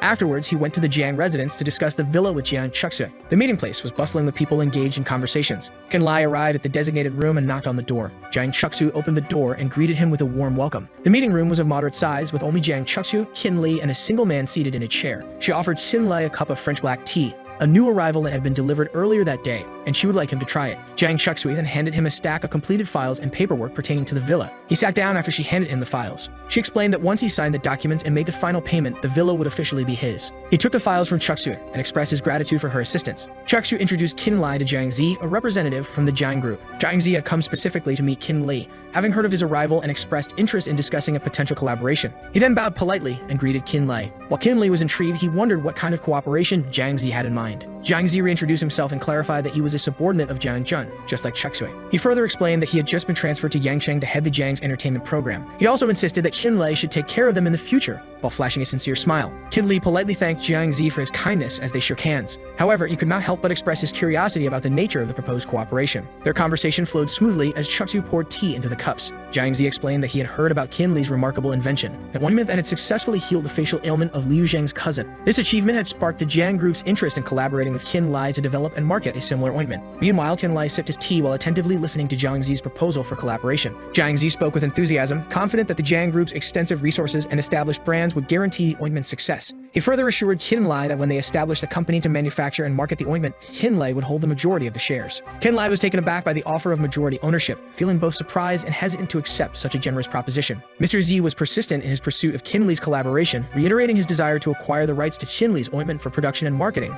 under the Jiang group. He then showed an illustration of the major shares regarding the ointment, with Qinli as the major shareholder. Jiang Zi fell silent, his gaze fixed on Qinli, pondering whether his persuasive arguments had swayed the inventor. The fact that he addressed Liu Zheng by his given name without any honorifics hinted at the Jiang family's significant influence. Their ability to call upon such a powerful figure by name suggested they held a position of considerable authority within Jiang province. Qinli mused to himself and acknowledged the truth in Jiang Zi's words. He realized that the Jiang group's extensive resources and established network would undoubtedly amplify the ointment's reach and impact. He thought about it carefully and deeply, while holding his chin. Jiang Zi observed Qinli's thoughtful expression and suspected that the inventor might be hesitant or perhaps concerned that the offered share of the company was insufficient. With a sudden and deliberate cough, Mr. Zi subtly signaled to Chuxu, seeking her assistance in persuading Qinli to accept the collaboration. Chuxu, ever perceptive, immediately recognized Jiang Zi's silent plea and swiftly moved to act. She rose from her seat and extended a formal offer to Kin Lai. To compensate for the previous day's disruption, she proposed that Kin Li accept ownership of the largest casino in Yangcheng. Chuk-soo presented the ownership documents to Kin Lai, but he politely declined. He explained that Jiang Zi's gesture was too grand and that the previous day's commotion had already been resolved to his satisfaction. Chuk-soo remained insistent, hoping to persuade him to accept the offer. She believed that his refusal would indicate he hadn't fully forgiven her for the previous day's events and that Mr. Jiang would also blame her. Kin Lai gestured toward the untouched cup of tea before him, a subtle indication of his refusal to accept the offer. Chuk-soo recognized the futility of her efforts and reluctantly backed down. It was clear that no amount of persuasion would change Kin Li's mind.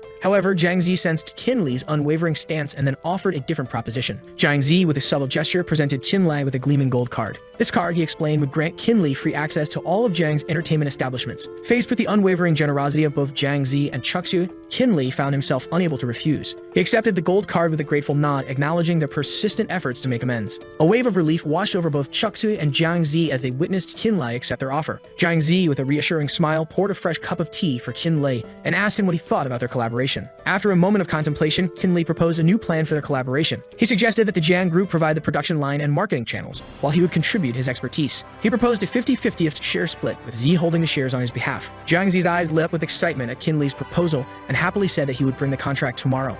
Chuk-soo's phone buzzed with a message that interrupted the celebratory atmosphere. It was a notification that a supplier of raw stones would be arriving at the Chanhao Hotel later that evening. Kin Lai stands up and says that he won't bother her anymore about the business. Later that evening, Kin Lai made his way to the warehouse to personally inspect the newly arrived shipment of raw stones. He was holding a bucket overflowing with jade stones and let out a weary sigh. The clock struck midnight, yet Kin Lai remained awake, diligently cutting each jade stone in half with a practiced hand. Exhaustion finally caught up with him, forcing him to remove his goggles and let out a weary shout. Kin Lai, while scratching his face, muttered to himself that he had no idea the blood jade was so rare. As he surveyed the stones, a memory flickered through his mind. He remembered a time when he used his unique ability to discern the true jade stones from the ordinary ones. With a determined glint in his eye, Kin Lai activated his powers. The room pulsed with energy as his abilities surged, searching for the distinct aura that only a true jade stone possessed. After a minute of intense concentration, Kin Li's powers finally located a stone with a unique and vibrant aura distinct from the others. Deep in the Chu residence, King Yin and others anxiously awaited Kin Li's return. The clock had long since struck midnight, and her worry grew with each passing moment. As he stepped through the doorway, he saw the entire family gathered in the main room, waiting for his return. He then wondered what was going on for them to wait for him until midnight and asked why they were still awake. King Yin, her eyes flashing with anger, accused Kin Li's assistant of giving him something that had made him forget about his family. He was still waiting for someone to enlighten him about what was happening. To drive her point home, King Yin gestured towards the photographs spread across the table, hoping they would jog Kin Li's memory and reveal the truth to him. Han Ying-chu, her face contorted with rage, pointed a finger at Kin Lai and screamed that he was a bastard. Her voice trembled with anger as she accused Kin Lai of betraying her daughter. She demanded that he leave the Chu family immediately if he continued his infidelity, claiming that his actions were sullying the family's reputation. He then grabbed the pictures from the table, his heart pounding in his chest. His eyes widened in disbelief as he saw a photograph of himself and his assistant, Liang Qin, together. As Kin Lai stared at the photographs, King Yin's parents and King Yin herself glared at him, their faces filled with anger and accusation. Zitin, her voice strained with emotion,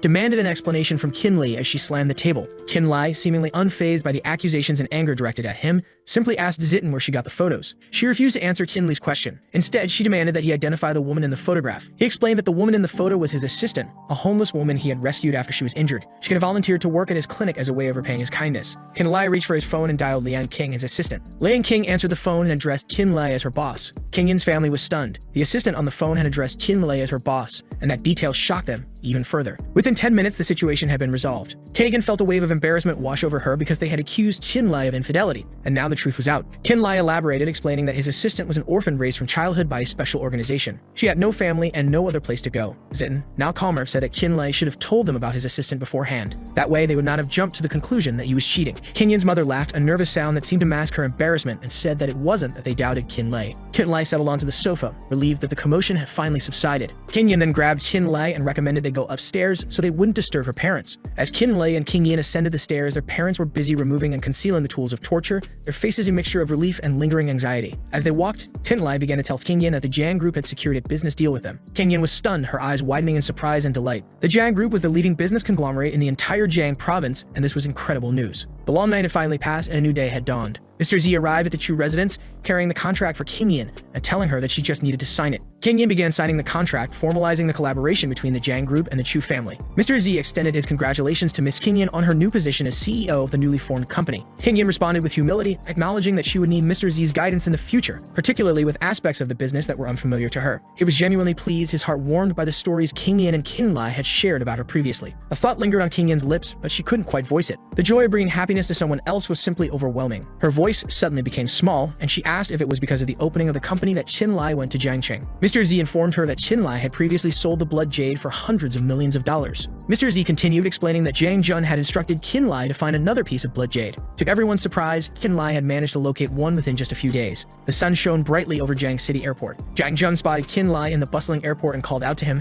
his voice cutting through the noise. The girl's eyes fell upon Jiang Jun, and a flurry of whispers erupted among them, curious about who the person was that Jiang Jun had called. His voice held a hint of pride as he expressed his surprise at Qinlai's swift discovery of the blood jade. He acknowledged the immense effort that must have been required. Later that day, they arrived at the Jiang residence. Jiang Jun explained to Qinlai that his father had even declined social engagements in order to personally express his gratitude for Qinlai's efforts. He also went on to say that this was the first time his father had been so eager to meet someone. Qinlai responded with a hopeful smile and told him that he hoped the jade stone would not disappoint his father. Jiang Jun's father showered him with praise upon entering the room. He expressed his heartfelt gratitude, acknowledging that Qinlai had saved his life. He couldn't believe how young Qinlai was, yet he had accomplished such a feat. Qinlai, with characteristic humility, deflected the praise. He explained that his knowledge of medicine was limited, gleaned primarily from books. A few moments passed, and Jiang Jun, his brow furrowed with worry, inquired about the blood jade. Mr. Qin's discovery of a rare 7-colored jade for the Jiang family was met with astonishment. The jade had been unseen for decades, and it was a remarkable find. Driven by curiosity, Jiang Jun asked if it was the same 7-colored jade from the auction that was worth $10 billion.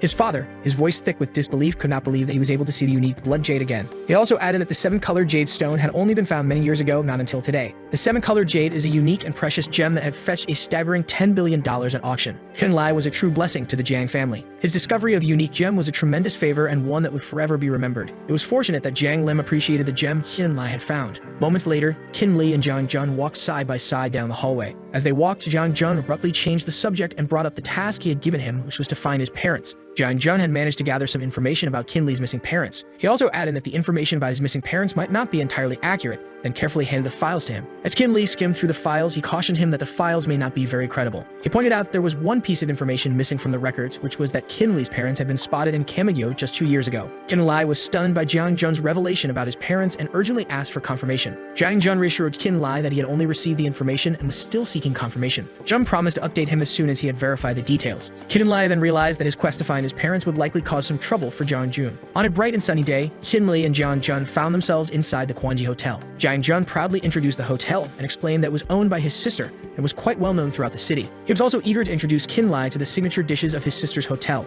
As Qinlai and Jun chatted, a girl standing behind them suddenly called out to Jiang Jun. The girl turned out to be Jiang Jun's younger sister, named Jiang Ran. She was sulking because her brother had promised to take her shopping today, but it had not happened. Jun quickly explained that he had gotten caught up in the excitement of the jade and had completely forgotten that he had promised to go shopping with his sister today. He turned to Qinlai and introduced his sister, but she was clearly still upset about the broken shopping promise. Qinlai had a feeling he'd read about Jiang Ran in a journal before, but he could not quite place where he had seen her name. Jiang Ran is a brilliant young woman who had already founded a successful catering company and was now a dominant force in the city's food scene, despite being only 20. He extended his hand for a handshake and introduced himself, but Jiang Ran completely ignored him because her attention was still focused on her brother. Jiang Ran insisted that they order something in the private room, still fuming about her brother breaking their shopping plans. Jun explained to him while whispering that his sister had a bit of a problem with men and was not very interested in getting along with them. She overheard, which made her even more upset, causing the other two to shut up. Suddenly, a well-built bodyguard rushed over to tell Jiang Ran that something had happened. She scolded him for being loud since there were customers in the area. The man explained that a staff member was about to jump off the building, alarming all of them. She then rushed to the elevator while calling the police for backup. Jiang Jun apologized to Qinlai for the incident, but Qinlai simply told him to relax, saying he might be able to help with their trouble. Up on the rooftop, the other staff members are trying to convince the girl to stop, but she doesn't seem to hear them due to an evil aura. Her foot dangles over the ledge, nearly causing her to fall. Jiang Ran arrives at the rooftop as the other two follow. She then tries to convince the girl not to jump and promises her anything in exchange. The girl turns around and asks if she really meant that. Qinlai notices her red eyes and the evil aura, causing him to deduce that this is not a simple suicide. Jiang Ran rushes over to the ledge to try and stop the girl from jumping, ignoring Qinlai's warnings not to go near her. The possessed girl grabs Jiang Ran's wrist and jumps over the ledge, causing Ran to lose her balance. As the girl pulls her off the ledge, they both begin to fall and Ran extends her hand, trying to grab onto something. Qinlai swiftly moves toward her as her brother shouts her name. He manages to catch both of the girl's hands in the nick of time, successfully saving them from falling, though he struggles to pull them up from the ledge. He then pulls them up too hard,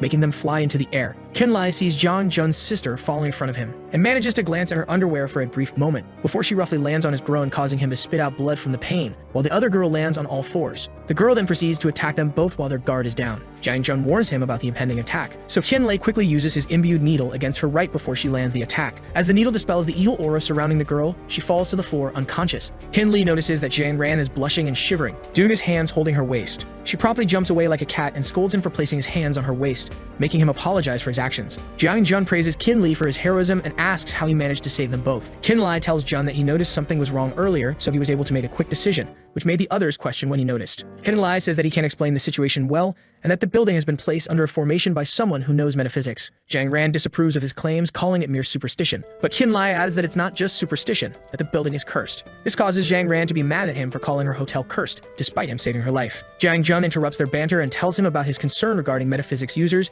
since such things didn't exist until a couple of years ago. As he says this, Jang Ran rushes over to the collapsed girl and orders her men to call an ambulance to assist her. Jun then asks Kin Lai to go back downstairs, but Kin seems to be focused on something. They continue their conversation as they return to the main floor, but Kin Lai still seems distracted, rummaging through his pockets. He then drops a jade gourd into a potted plant and finally replies to Jang Jun. As they head out, the gourd seems to be overflowing with magical power, continuing even after they leave. A few minutes later, Jang Lim brings an old man to the hotel, having heard that his daughter had been having trouble lately. This man's name is Master Cheng, and he assures Lim that he will solve the problem as he strokes his beard. Suddenly, he senses something, a strong evil aura permeating throughout the hotel. He worriedly states that the person who set up the evil formation seems to be an expert, and that only 2 people in Jiangcheng can break this formation. They enter the hotel, and Jang Ran notices them as she is calling the hospital for the possessed girl. She asks her father what they are doing there, and he replies that there's something wrong with the hotel, so he brought Master Cheng to take a look. While the two are talking, Master Cheng spots something unusual in a potted plant. He sees the jade gourd that Qin Li previously dropped on purpose and asks who put it there. Sheng crouches to closely inspect the gourd, and then a security guard comes over to inform him that it was dropped by a man who was with Jiang Jun. Jiang Ran is surprised that Qin Li's name is being mentioned again, making her wonder what the fuss is all about. Master Cheng tells her that it was thanks to the gourd that they were all able to avoid a violent death, but Ran doesn't believe it and secretly gets irritated at the man. Jiang Lim is the opposite and believes the man, so he asks for the specifics. Cheng replies, saying that the one who left the gourd can break the formation for sure. They ask where Qin Lai is, but Jiang Ran doesn't know and tells them that Jun took him somewhere earlier. Her father then orders her to immediately call him to find out where he is. She dejectedly follows her father's orders, wondering what the big deal is. After a while, the two arrive, and Jiang Jun asks if something happened since they were asked to come back urgently. His father replies and informs him that Master Cheng found out the problem with the hotel, but also had something to ask Qin Lai. Cheng explains that he saw the hotel's evil energy leaking and noticed something amiss. After searching, he found the gourd that Qin Lai left. Qin Lai confirms that it was indeed the jade gourd he put in the pot earlier. Jiang Jun asks what is wrong with the gourd, but Cheng simply laughs and merrily praises Qin Li for his excellence in preventing another disaster. Jiang Lim guesses that Lai put the gourd there to suppress the formation, so there shouldn't be any more accidents in the future, but Qin Lai tells him that the problem is not yet solved. He explains that he only put the gourd there to temporarily suppress the formation since he noticed that the energy originated near the potted plant. They head to the rooftop and he tells them that this place is the weakest point of the formation's energy. He then borrows some coins from the old man, to which he eagerly complies. After collecting the coins, Qin Li tosses them up in the air, charged with his energy. He notices a lot of fatal energy coming out after he throws the coins, which surrounds them as Qin Li continues to channel his energy into the coins. The evil spirits gather and turn into an ominous-looking, powerful entity. Master Cheng didn't expect that such a fierce formation would be as powerful as an evil spirit, which makes them all worried. Right before they get overwhelmed, Qin Li fiercely pierces the ground with his special dagger, which causes the spirits to dispel as a strong wind blows over all of them. Qin Lai lets out a sigh after finishing his work, and tells the others that the person who tried to jump off the building should be fine now as he sheathes his dagger. Both Master Cheng and Jiang Jun praise him for his excellence once again in saving Jiang Ran's hotel from destruction. Jiang Lim then whispers that Qin Lai shouldn't take to heart what his daughter says, since she just has a bad temper. Qin Lai gets a bit embarrassed and simply acknowledges his words, avoiding eye contact. After the incident, both Jun and Lai go to the Ming Palace to familiarize themselves with the area. They go inside and ask for a room, which causes the manager of the hotel to become flustered after seeing Jiang Jun. The manager then apologizes, saying they can't accommodate the two due to the palace being full, which causes Jun to question him. He scolds the manager, knowing for a fact that there are still rooms available, and accuses him of trying to fool him. The manager explains that they are not to offend the customers, but a red-haired man enters the room and interrupts them. The man's name is Zhou Sui, who is from a distinguished family and also knows Jiang Jun. Jiang Jun mockingly states that he was wondering what kind of loser rented the whole restaurant for a meal, only to find out that it was Zhao. Sui responds to his taunts and mocks him for hanging out with poor people, saying he can only show off in a poor place like Jiangcheng. Jiang Jun gets serious after his mockery and asks him if he has such a big ego, because he believes his family is a celebrity in Shangjing. Sui sharply replies that at the very least they have a name in Shangjing, unlike the Jiang family, who keeps getting driven out of the capital. Jiang Jun finally snaps and dares him to repeat his insults, reminding him that he put him in the hospital a year ago. Kin Lee wonders how strong Jun is for defeating such a strong-looking man as he observes their exchange. Zhao Subi initiates the fight by throwing a kick, proclaiming that he is not the same person he was last year. Jiang Jun blocks his attack with both hands, but it still sets him back a few meters, even though he manages to block it. He realizes that he actually got stronger after taking such a powerful blow, so he decides to charge at him to end the fight quickly. Sui also charges and tells him that he won't stop the fight even if he begs for mercy. He then dodges his attacks as he continues to pile on insult after insult to the Jiang family, and proclaims that he will help the Zhao family get rid of them as he launches his fist toward Jun. A loud impact bursts across the room, sending Sui flying into a table and wrecking it as he lands. Jiang Jun notices that Qin Lai managed to save him again, as he sees his overwhelming figure wrapped in very powerful energy. He wonders why Qin Lai is so good at fighting despite not being a professional fighter. Zhao Sui is surprised that Jun had such a strong person with him, and thinks that he is as strong as his cousin who came back from the army. He decides to retreat and tells Jiang Jun that he is lucky since he has an outsider to protect him, and assures him that they will continue their fight as he walks out the exit. After Zhao leaves, Jiang Jun thanks Qin Lai for saving him, but Qin Lai modestly responds, saying that he couldn't just let him get hurt. Jun then cheerfully asks him to eat since he has a flight to catch that afternoon. He had also booked his sister's flight on the same plane as him since she's going to Yangqing to visit a friend, but Qin Lai notices what he's trying to do and curses him. After they both ate, he managed to catch his flight on time. As he read through a magazine comfortably, Jiang Ran walks over and notices his face. Qin Lai greets her nervously as she questions why they keep meeting everywhere. She hurries over to her seat to avoid him at all costs, but a stranger suddenly touches her inappropriately, which makes her stand frozen in place for a second as a flight attendant asks her what is wrong. She angrily points to the man and informs the attendant that she is being harassed by him. The perverted man tells them that it was only a touch as he proceeds to also touch the flight attendant inappropriately. The pilot steps in and asks the man to apologize for his behavior, warning that if not, they will report him to the authorities and place him on a no-fly list. But suddenly a hooded man points a gun at the captain while he stands nervously. The hooded man praises the pervert, named Lao San, for acting well, revealing that he is his accomplice. The two of them then threaten all the passengers on board, demanding they put their valuables in a bag or else they would shoot. Jiang Ran shivers in fear after seeing this situation unfold, and is suddenly grabbed from behind, making her sunglasses fall off. It was Qin Lai who grabbed her, now ordering her not to make a noise. They then go to the bathroom to hide. Qin Lai sternly tells Ran to lock the door and hide, saying he will go out, so she asks him what he's going to do. He confidently states that he will take down the robbers outside. Jiang asks why he would want to mess with the thugs and tells him it would be better to just give them all their belongings,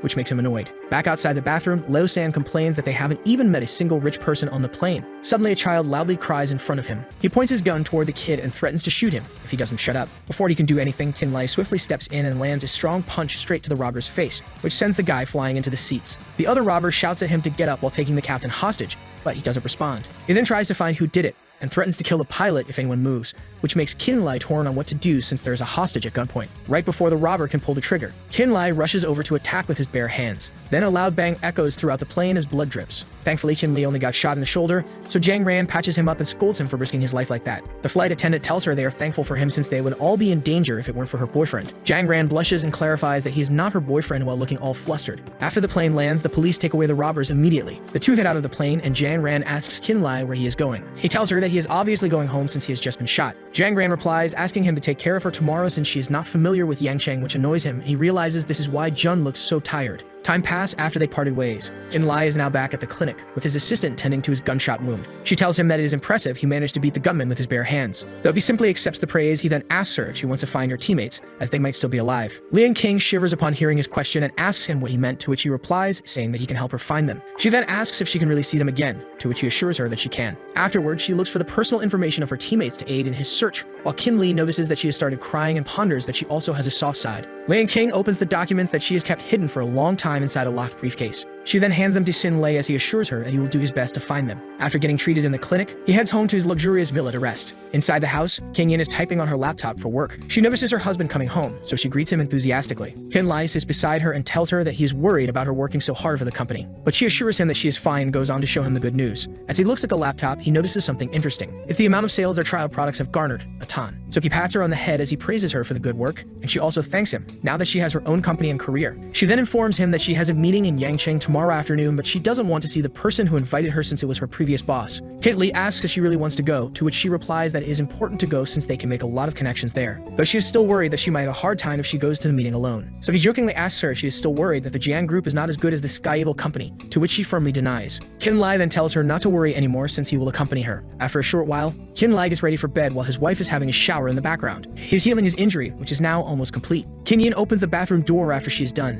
and sees the injury her husband has gotten. She approaches pushes him out of concern, but Kinlai shrugs it off, saying it was only a small injury. Kingyan tells him that he should be more careful outside since her father still wants her to have a grandchild with him. Kinlai becomes flustered and stumbles over his words about what she just said, while being excited at the prospect of having a child with her. Though he changes the topic and asks if she truly likes girls due to the incident from a while back. She explains that she was just afraid of men due to a senior she liked before she met Kinlai and almost died thanks to that experience. The senior later went on to be sent to prison for his other crimes, so after that, she decided to only fall in love with girls but was tricked by a girl as well. Kinlai holds her hands after hearing her story and assures her that he won't allow anyone to hurt her ever again. Endeared by his words, Kingyan apologizes for how she behaved toward him all this time. As she panics thinking of how to make it up to her husband, Kinlai simply tells her to forget about all the things that happened in the past and to move forward. As he pushes her onto the bed, he turns the light off, plunging them both into darkness, deep into the night while the cicadas cry outside. The couple are pressed against each other, making Kingyan ask him to rest due to his injuries, but he refuses, saying that it is only a small injury, so she finally agrees to continue the deed and asks him to be gentle. And so they finally spend the night together for the first time, with their hearts finally in sync. Morning then came after spending the night in each other's arms. While a gardener cleans up the mess outside due to the massive winds from the previous night, the couple gets ready to eat their breakfast. Kinlai offers to help her with the chores while looking absolutely elated, but she refuses and tells him that she can handle it by herself as she shyly avoids staring into his eyes due to the warm night they spent together earlier. So he simply reminds her that they will be going to the exchange meeting later before they go and eat. Afterward, they both head outside to the city. Kingyan asks Kinlai why they are at a car dealership, so he answers by saying that they will have to travel a lot more in the future, so they should buy a car for themselves. He then spots a good-looking car, making her ask if he wants it, to which he tells her that he has wanted an off-road car ever since his childhood. So he opens the door to look at the interior, but a man suddenly stops him and shouts at him not to move. The man is revealed to be from the dealership and scolds him for touching the car, falsely assuming that Kinlai can afford it. Kinlai then apologizes despite the man talking down to him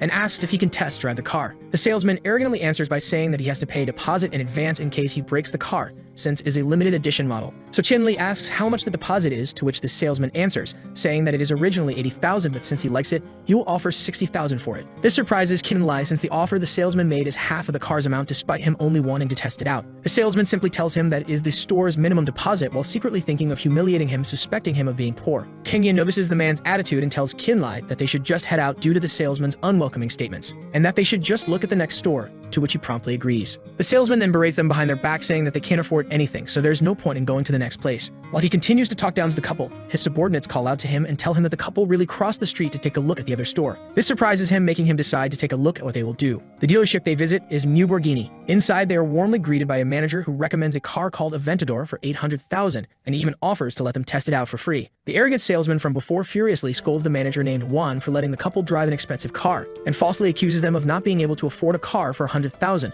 to which Wang simply shrugs off and tells him that it's their policy to serve every customer. Kinlai is now irritated by the previous salesman's accusations and asks him why he thinks that he can't afford the car. So he decides to buy the Aventador with his golden card with full payment and tells the manager that he doesn't need to test it out. Manager Wang happily accepts his payment and takes him to the VIP room while the arrogant salesman stares at the golden card in shock. As they head into the VIP room, they leave the arrogant salesman behind looking humiliated. Wang then thanks him for sending a big customer, adding to the salesman's humiliation. Night comes after the feud with the car salesman, and they finally head to the Huangtu building for the meeting. They arrive at the venue wearing expensive clothes, which were picked by Kingyan. As they happily stroll through the place, his phone suddenly rings. It is Jiang Ran calling about their supposed appointment, which he had forgotten. So he tells his wife to wait for him since he has to answer a call, to which she agrees. He then proceeds to answer the call while heading to a private space after his wife's approval. After entering a bathroom stall, he tells Jiang Ran on the phone that he is currently at the Yangqing Business Exchange and asks her what she wants. She furiously scolds him for not picking her up, so he tells her that he is at the top of the Huangtu building, and tells Miss Jiang, who suddenly appeared before him, to pick her up since he was not yet accustomed to the place. She then asks who she is supposed to pick up, to which he answers that it is Jiang Ran, who is currently staying on the second floor. This makes her immediately head there, worrying why the young miss stayed in the Huangtu building without their family knowing. Back at the meeting, while Kingyan is talking to other people, she is suddenly interrupted by someone who is surprised to see that she came. It was her previous boss, who suddenly criticizes her for wearing showy clothes and accuses her of planning to seduce millionaires, all while wearing a gaudy outfit herself. Kingyan then tells her previous boss, whom she calls Director Liu, to watch what she is saying. This makes the fat director approach her and slap Kingyan for offending her. She then tells her to get out, shouting that Kingyan has no right to tell her what to do, and that she shouldn't get ahead of herself just because she left her job. Kinlai arrives at the scene and asks what the commotion is all about. Director Liu recognizes him as Kingyan's deadbeat husband and tells him that he should discipline his wife. He then asks her if she hit Kingyan, to which she shamelessly admits while taunting him. So he punches her straight in the face in retaliation, sending her flying a few feet away and falling to the floor. Kinlai then looks at her with rage for hitting his wife, as she rolls on the floor, acting like a victim and shouting that she is being beaten up. A bald man comes to the fat woman's rescue and asks her what happened. Director Liu tells the bald man named Chen that Qinlei suddenly beat her up, which makes Chen scold Qingyan for letting her husband beat Liu up and demands her to kneel down and apologize. Qinlei defends her, telling the man that Director Liu was the one who should apologize since she was the one who hit Qingyan first and that she has already left Sky Eagle Company. Chen tells her not to get ahead of herself just because she started a new company and boasts about how Sky Eagle signed a deal with the Jiang Company, so they shouldn't offend him. But then Jiang Ran suddenly appears and asks him about what he just said regarding their companies collaborating. Director Liu shouts at her for meddling in their affairs, unaware that she is actually the young miss of the Jiang family. Chuxu interrupts and informs Director Liu that she is currently speaking to a member of the Jiang family, which makes the two geezers nervous after blatantly disrespecting the girl. As the night progresses, Director Liu tries to reintroduce herself as the director of the Sky Eagle Company and Chen as the manager. But Chuxu brushes off their polite introductions by asking if they were the ones who scolded Jiang Ran, to which the director denies, claiming it was a big misunderstanding, and that Qinlei was the true cause of the commotion since he hit her. Manager Chen supports this and then asks Chuxu to get rid of the couple. Chuxu asks them what company they belong to, and they reply that they are members of Sky Eagle. She then announces that the business contract between their companies will be cancelled and that the Jiang group will compensate for the breach of contract. This stuns the two geezers, leaving them wondering why she decided to punish them instead of the couple. Chuxu explains that she isn't mistaken at all in punishing them, since they insulted Miss Jiang Ran, and the second largest shareholder of the Jiang group in Yangcheng, not to mention Jiang Ran's dear friend Qinlei, to whom he feels proud. Manager Chen can't believe that Qingyan is a major shareholder in the Jiang Company, as she was his former subordinate and secretly regrets helping the director. Jiang Ran, furious after being disrespected by outsiders, asks Chuxu to deal with the geezers. So Chuxu promptly orders them to leave, warning that otherwise they will be dragged out by security. Jiang Ran then feels proud after saving Qinlei, so he thanks her for her help. As she picks up a wine glass, she seductively asks Qinlei to pour her a glass if he really intends to thank her. But Qingyan interrupts her from flirting with her husband by offering to pour her a glass herself as thanks for what she did. Jiang Ran then asks who Qingyan is as she firmly grasps her hand. So Qinlei introduces Qingyan as his wife, making the two exchange vicious looks as they realize each other's romantic feelings toward Qinlei. Qingyan then grabs the wine glass and takes it from Jiang Ran, refusing to let her pour the wine. Though Jiang Ran insists, Qingyan firmly says that she wants to thank her on behalf of her husband, throwing a wrench into her plans of seducing Qinlei. Qinlei notices the tension between the two and feels that he should leave in order to survive. So he tries to escape, but the two firmly tell him that he can't go anywhere. This makes him retreat to the restroom instead, so they can't do anything to stop him. As he heads toward the restroom, feeling troubled by the two women, Chuxu interrupts his train of thought by jokingly saying that Qinlei actually has a fear of them. He explains that he really doesn't understand why both of them are antagonizing each other. So she teases him by saying that it might be because he is too outstanding,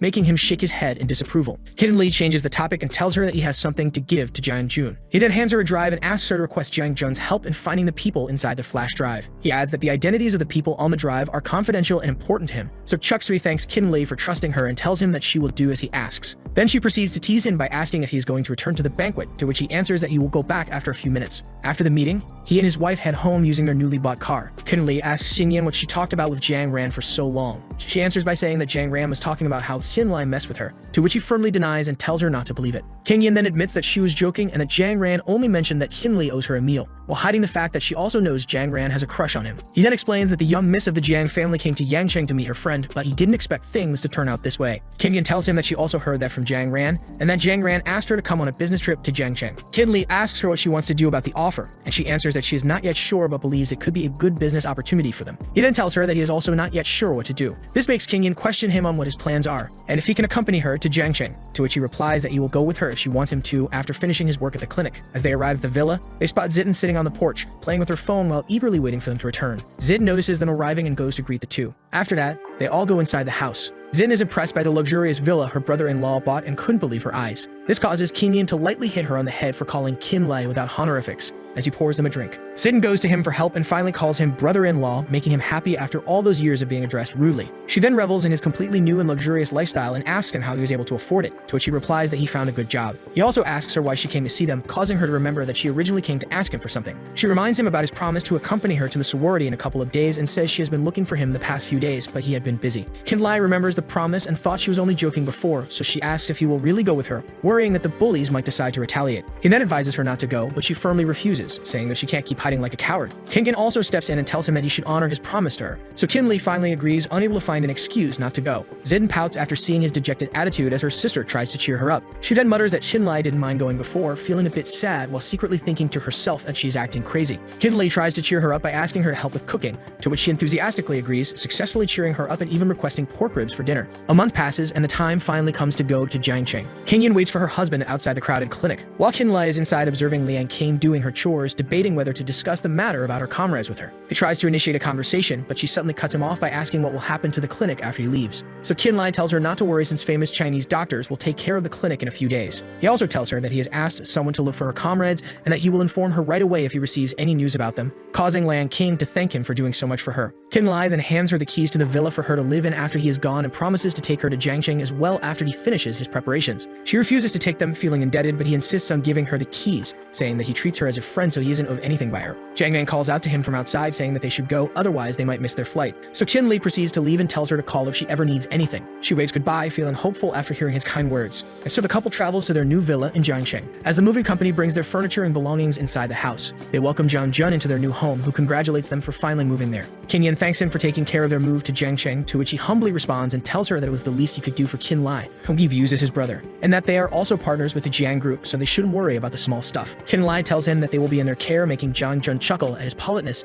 and ask him to speak casually since they are now brothers. As he wraps his arm around him, Jiang Jun mentions that he has an appointment with one of Qin-Li's peers and wants to introduce them to each other. So Qin-Lai tells his wife that he has a meeting to attend, to which she replies that she will take care of organizing the house in the meantime. Both Jiang Jun and Qin-Lai then head out for the meeting. After arriving at the Ming Palace, Jiang Jun informs him that the person he will meet is a highly educated and famous doctor in Jiangsheng who recently opened a big medical clinic. He adds that he planned to introduce them since Qin-Li wanted to open a medical clinic in Jiangsheng, but he mentions there might be a problem, to which Qin-Li asks what it might be. Jiang Jun tells him that the famous doctor was pursuing his sister and was rejected because of Qin-Lai, leaving him confused. He then explains that Jiang Ran boasted about Qin-Lai being her idol, so the doctor has high expectations for him. They enter the meeting place and find Jiang Jun's sister and the famous doctor inside. Jiang Ran promptly greets Qin-Li after they enter. Then he goes to greet the doctor, who asks if he is the one being admired by Jiang Ran. After the handsome doctor realizes that Qin-Lai is the one, he proceeds to talk down to him for looking like a country bumpkin. Seeing that the doctor is disappointed in him, Qin-Li wonders what Jiang Ran told him to make him act this way. As he ponders what she told the doctor named Xia Wenbao, the man boasts about his achievements,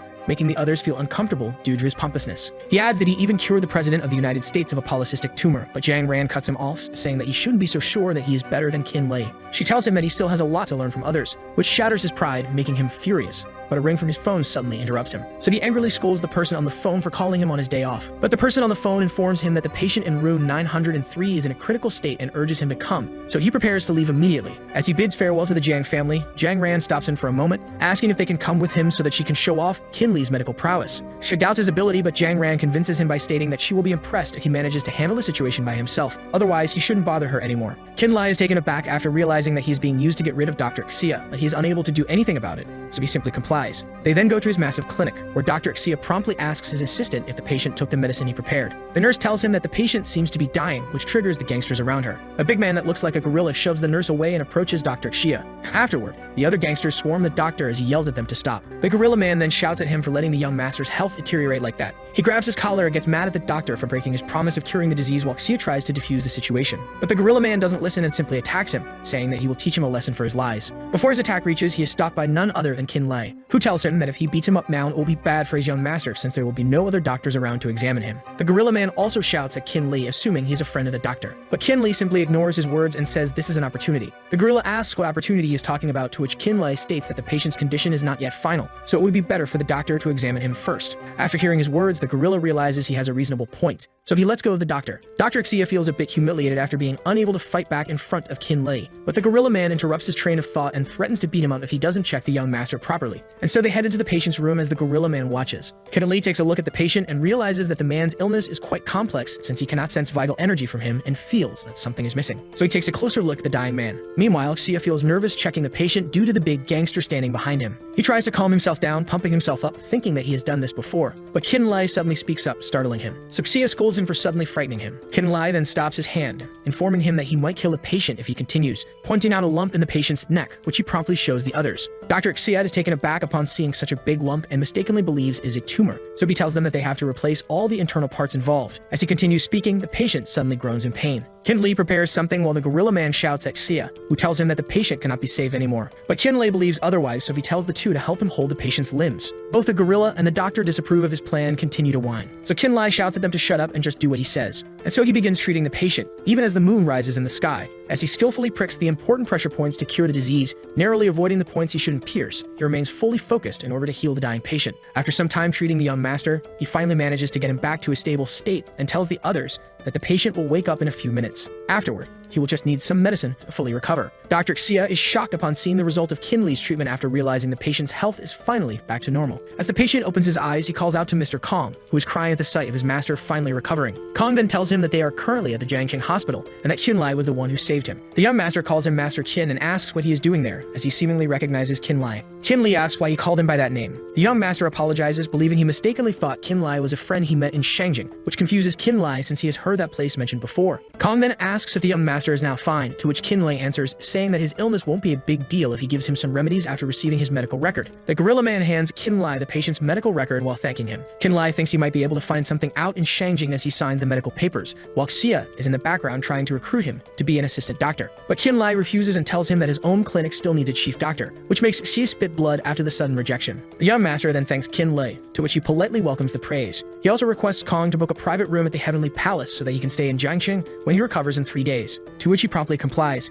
He also invites Qinlai to a party, though Qinlai doesn't give an answer yet. As they head back to the villa, Jiang Jun informs him that he saved an important person today. He tells him that the person he saved is part of the Exu family, which is a powerful family in Shangjing like the Jiang family. Though they were betrayed and kicked out of Shangjing, they ask Qinlai to find a blood jade to celebrate the party of the old master next week, but he suddenly fell ill. He then adds that he doesn't want to trouble him anymore since their family has no idea what to do right now, but Qinlai tells him that they are brothers. Jiang Jun reaffirms what he meant, so Qinlai tells him that he will cure the old master to help fix their relationship. This makes Jiang Jun absolutely happy, so he informs Lai that he has also contacted the CEO of the cosmetics company to help him and his wife. 3 days after the hospital incident, Qinlai arrives at the Heavenly Palace for the party. Inside, there are tons of people partying like there is no tomorrow. Tu Xiao thanks Qinlai for saving him, saying that thanks to him, he is able to party with everyone. He proposes a toast to Qinlai as he lifts his glass of liquor. Qinlai tells him that he's flattered but also advises him to drink less due to his body still recovering. But Xiao doesn't listen to his advice and says that he has nothing to worry about since Qinlai is there for him. He then whispers to him, asking if he is curious about who he is, to which Qinlai simply says that he is just a patient in his eyes. This gets him a look of approval from Xiao, who declares that they are friends now due to Xinli's carefree attitude towards him. Xiao's friend calls them over and asks both of them to join the fun since it's rare to see the young master partying. But suddenly,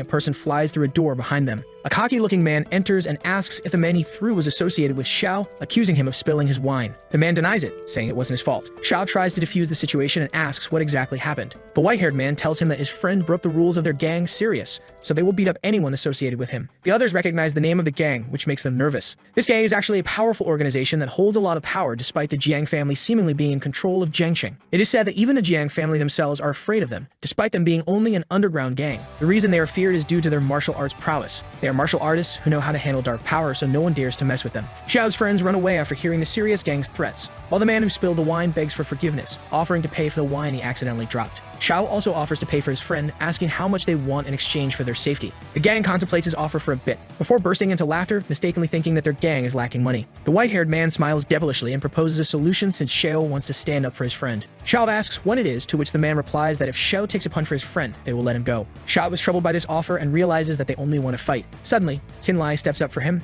and asks if he can take the punch instead, which surprises Xiao since he thought Qinlai had already left. Qinlai asks Xiao to step back, worried that he might get hurt. He confidently tells him that the Sirius gang is only playing around, so it won't be too difficult. After preparing, Qinlai tells the white-haired man to come at him, which he swiftly does, flying into the air. He launches a powerful attack imbued with dark power aimed straight at Qinlai's face. But Qinlai successfully intercepts the attack and skillfully dodges it using his own power. The white-haired man is surprised to see Qinlai also using dark power, so he launches another attack, saying that dodging doesn't count. But this time, Qinlai grabs his fist and successfully stops the attack again. The white-haired man then decides to stop holding back upon realizing that Qinlai is also a martial artist and prepares to launch a full-force attack. Qinlai does the same, irritated by his taunts. Their fists collide, resembling a tiger and a dragon, as energy flies all over the place due to the force of their attacks. Xiao finally stops them by revealing that he is part of the Kexu family, which successfully halts the white-haired man since he doesn't want any trouble with them. So the white-haired man decides to make amends and tells Xiao that their altercation is now over. Xiao then asks him to keep his identity a secret, to which the man respectfully agrees. The white-haired man also praises Qinlai's martial arts and asks where he learned them. But Qinlai simply tells him that he is just an ordinary doctor who exercises a lot. The man laughs after hearing his denial and offers him a place in the Sirius gang,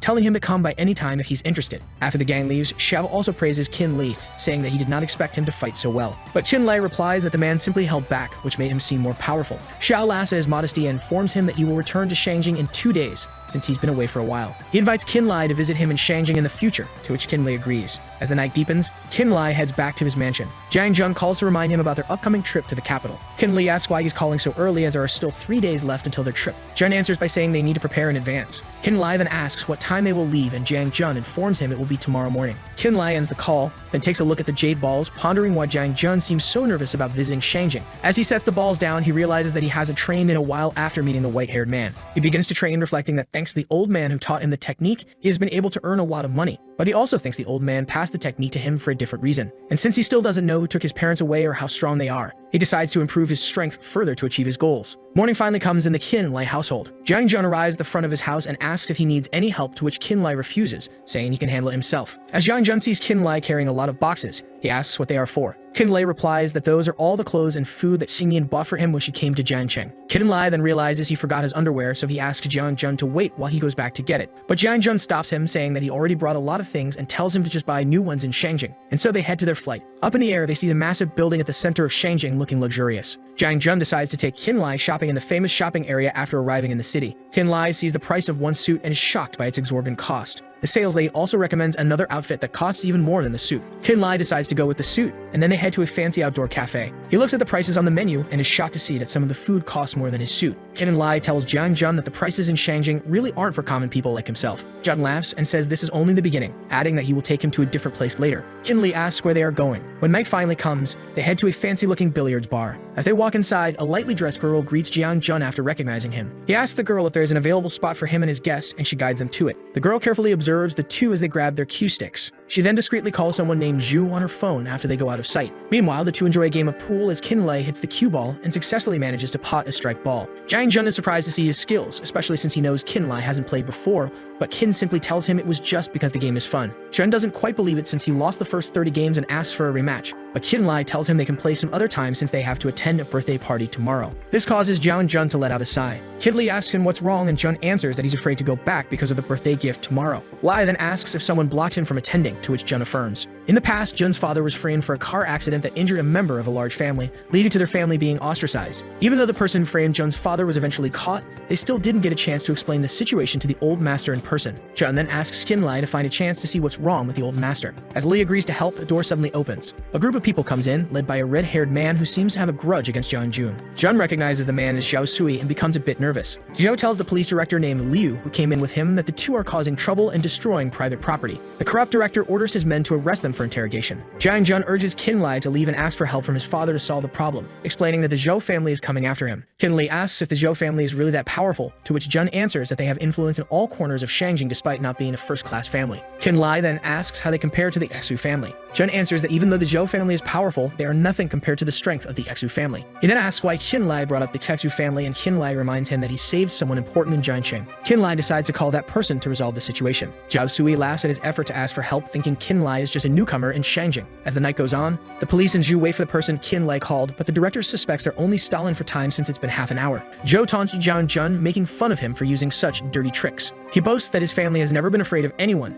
and that even the Xu family fears them. At that moment, Xu Xiao arrives, having heard the man's words. This surprises Zhao, as Xiao is known as the Little Panther of Shangjing, and it wouldn't be wise to offend him. Xiao furiously asks Sui how the Xu family is supposedly afraid of him, but Sui denies it, saying Xiao must have misheard. Xiao kicks him in the stomach for trying to fool him, causing fear to wash over the director. Xiao then tells Sui that he could ignore the insults to his family but cannot forgive him for badmouthing the benefactor who saved his life. The director, witnessing the scene, begins to regret doing the Zhao family a favor. Suddenly, Xiao calls for the director, causing him to jump in shock. Xiao tells the director that he should arrest Zhou as well, which makes the director shiver in fear as he tries to come up with an excuse. He points at Zhou Sui, claiming that he was threatened by him, prompting Sui to call the director a two-faced dog for his betrayal. Xiao kicks Sui again and scolds him for speaking out of turn. He then tells all of them to scram, warning that this will be the first and last time he lets them go. They all flee in fear. Once the dust settles, Kin Lai introduces Kazu Xiao and Jiang Jun to each other, and they have a friendly conversation. Xiao asks Kin Lai when he arrived in Shangjing, to which Kin Lai replies that he only arrived today and couldn't call earlier. He also thanks Xiao for his help. Xu Xiao asks him to stop being polite and inquires about the reason for their visit to Shangjing. Kin Lai explains that he came with Jiang Jun to attend the old master's birthday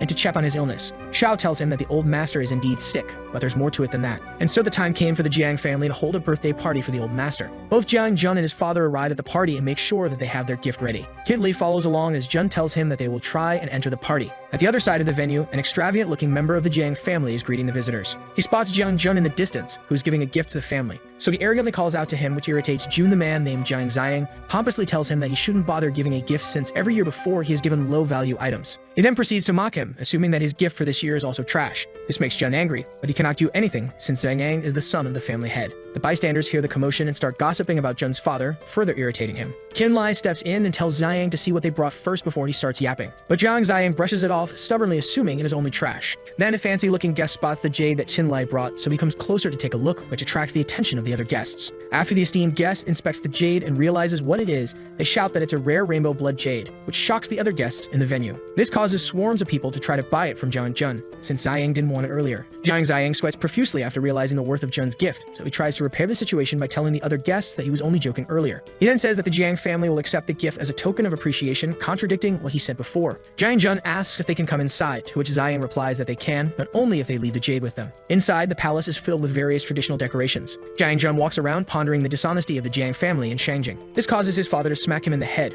warning him that they'll get into trouble if others hear his words. They then go on to greet the head of the family, while Qin Lai stays behind to wait. He takes a seat among the groups of people socializing and reflects on the complexity of the Jiang family's position in Shangjing, realizing that each family member is a big figure in their respective industries. He realizes it won't be easy for Jiang and Jun and his family to return. Suddenly, a voice calls out to him from among the crowd. It's Xiao, waving at him from across the venue. Qin Lai gets out of his seat to approach him and asks why he's there. Xiao answers that his family has some cooperation with the Jiang family, so he was sent along with his big brother. He then takes Qin Lai to meet his brother and sister. They arrive in front of the Xu siblings, and Xiao begins introducing Qin Lai to them. His beautiful sister, Xu Xiu, asks if he is the doctor who saved her little brother's life. Qin Lai introduces himself, confirming her question. Xiao then introduces his eldest brother, Xu Kang, who looks like an esteemed military man. Qin Lai stares at him, catching Kang's attention. Kang asks if there's a problem with his face for Qin Lai to be staring so intensely. Qin Li apologizes and explains that it's just a habit, meaning no offense. Chang then asks if he thinks he has a disease as well. Qin Li guesses that Chang recently returned from a mission, which Bang confirms and tells him to continue. Qin Lai explains that Chang has a strong internal injury that has resulted in a persistent disease despite his outwardly healthy appearance. He advises that Chang should avoid future missions due to his health condition. Qin Li's statement shocks both Xiao and Xiu,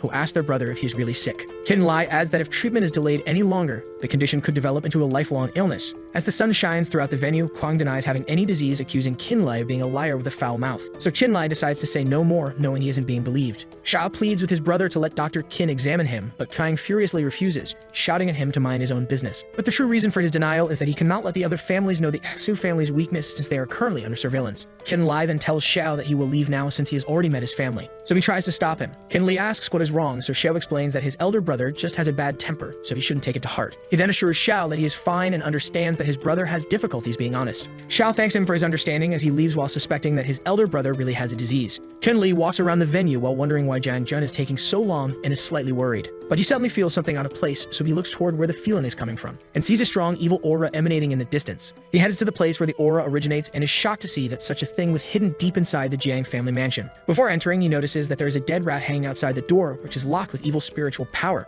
He peeks through the window to see what's happening inside, and is shocked to find out that there is a person being covered in the evil aura. So he quickly opens the lock, and enters while covered in his own energy for protection. As he steps into the room, a strong evil spirit suddenly attacks him. So he takes a defensive stance, and pulls out needles charged with his energy, before throwing them at the evil spirit, making some of the evil aura dissipate into thin air. He realizes that the aura inside the mansion feels eerily similar to the one at Jiang Ran's hotel, but a swarm of evil spirits suddenly interrupts his train of thought. So he recalls the lesson that the old man taught him, which is that every formation has a certain weakness. He then dodges all the attacks and tries to find the weakness of the formation. After searching for a while, he spots a skull that emanates a ton of evil energy and figures that this is the weakness he is searching for. So he rushes over to the skull and launches charged needles at the evil spirits surrounding him along the way. Before he is overwhelmed, he lunges toward the skull with a needle in hand and pierces straight through its temple, then charges it with his energy. As a result, all of the evil spirits disappear around him. Now that he is safe, he takes a deep breath, and he wonders who set up the formation since it was so skillfully made. He also ponders how the old man got caught up in all those formations, though luckily, he discovered it at the nick of time. He then begins to heal the man as he pulls out a needle imbued with his energy and pricks the old man's forehead with it, causing the evil aura gathered in him to dissipate. The old man then starts to open his eyes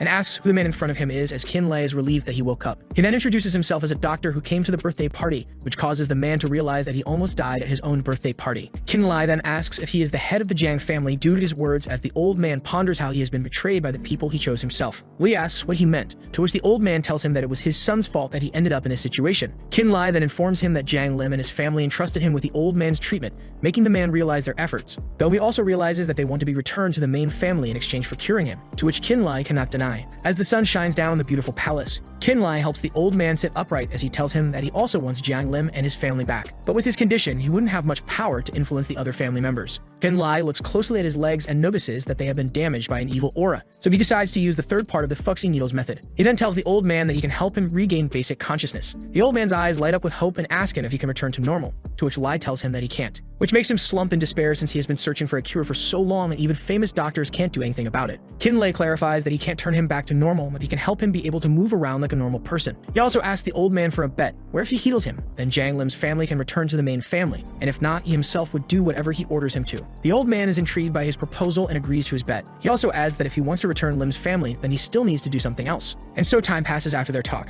Time finally came for the Jiang family meeting, where all the branch family heads gather. The current head of the family, named Cheng's, is surprised to see the elder come and even call Jiang Lim to the meeting. The old man speaks up and tells the heads that he has summoned them for an announcement. He announces that he has decided to bring Lim and his family back to the main family. Jiang Ziyang strongly opposes this and asks him if he already forgot what he did, which makes his father scold him for speaking insolently to his grandfather. Though he adds that his grandfather wouldn't make such a mistake as bringing them back into the family. The other family heads also agree and say that they have no place in the Jiang family. So to confront all of their criticism, the old man asks Jiang Lim to explain what happened in the incident back then. Jiang Jun then starts to hand out a document to the others as Lim asks all of them to take a look since it is information and evidence they gathered regarding the incident, which makes all of the heads in the family start arguing about the contents upon seeing it. Jiang Cheng's also reads it while having a wry smile on his face. He then tells his father that although he also wants to bring back Lim's family, the elders seem to have doubts about it. Kinlai starts to speak and tells them that there is a document that he forgot to show them. Ziyang shouts at him for interrupting the meeting despite not being part of the family, but he replies, saying that he is only handing a document from Jiang Jun to the head of the family. Chang's seems intrigued and agrees to receive the document. His reaction seems to take Kinlai aback for a moment. Chang's also tells him that outsiders aren't allowed in the meeting and tries to kick him out, but his father stops him. He then stands up while saying that the Dr. Kinlai is his special guest. Jiang Cheng's is surprised to see that his father can stand up, which makes his father ask if he wants him to be in a wheelchair all the time. Cheng's becomes a bit flustered after hearing his father's words, while denying it and saying that he is glad that he is finally cured. His father then whispers in his ear that he knows what he has done and to just look at the document without any fuss. Kinlai hands him the documents,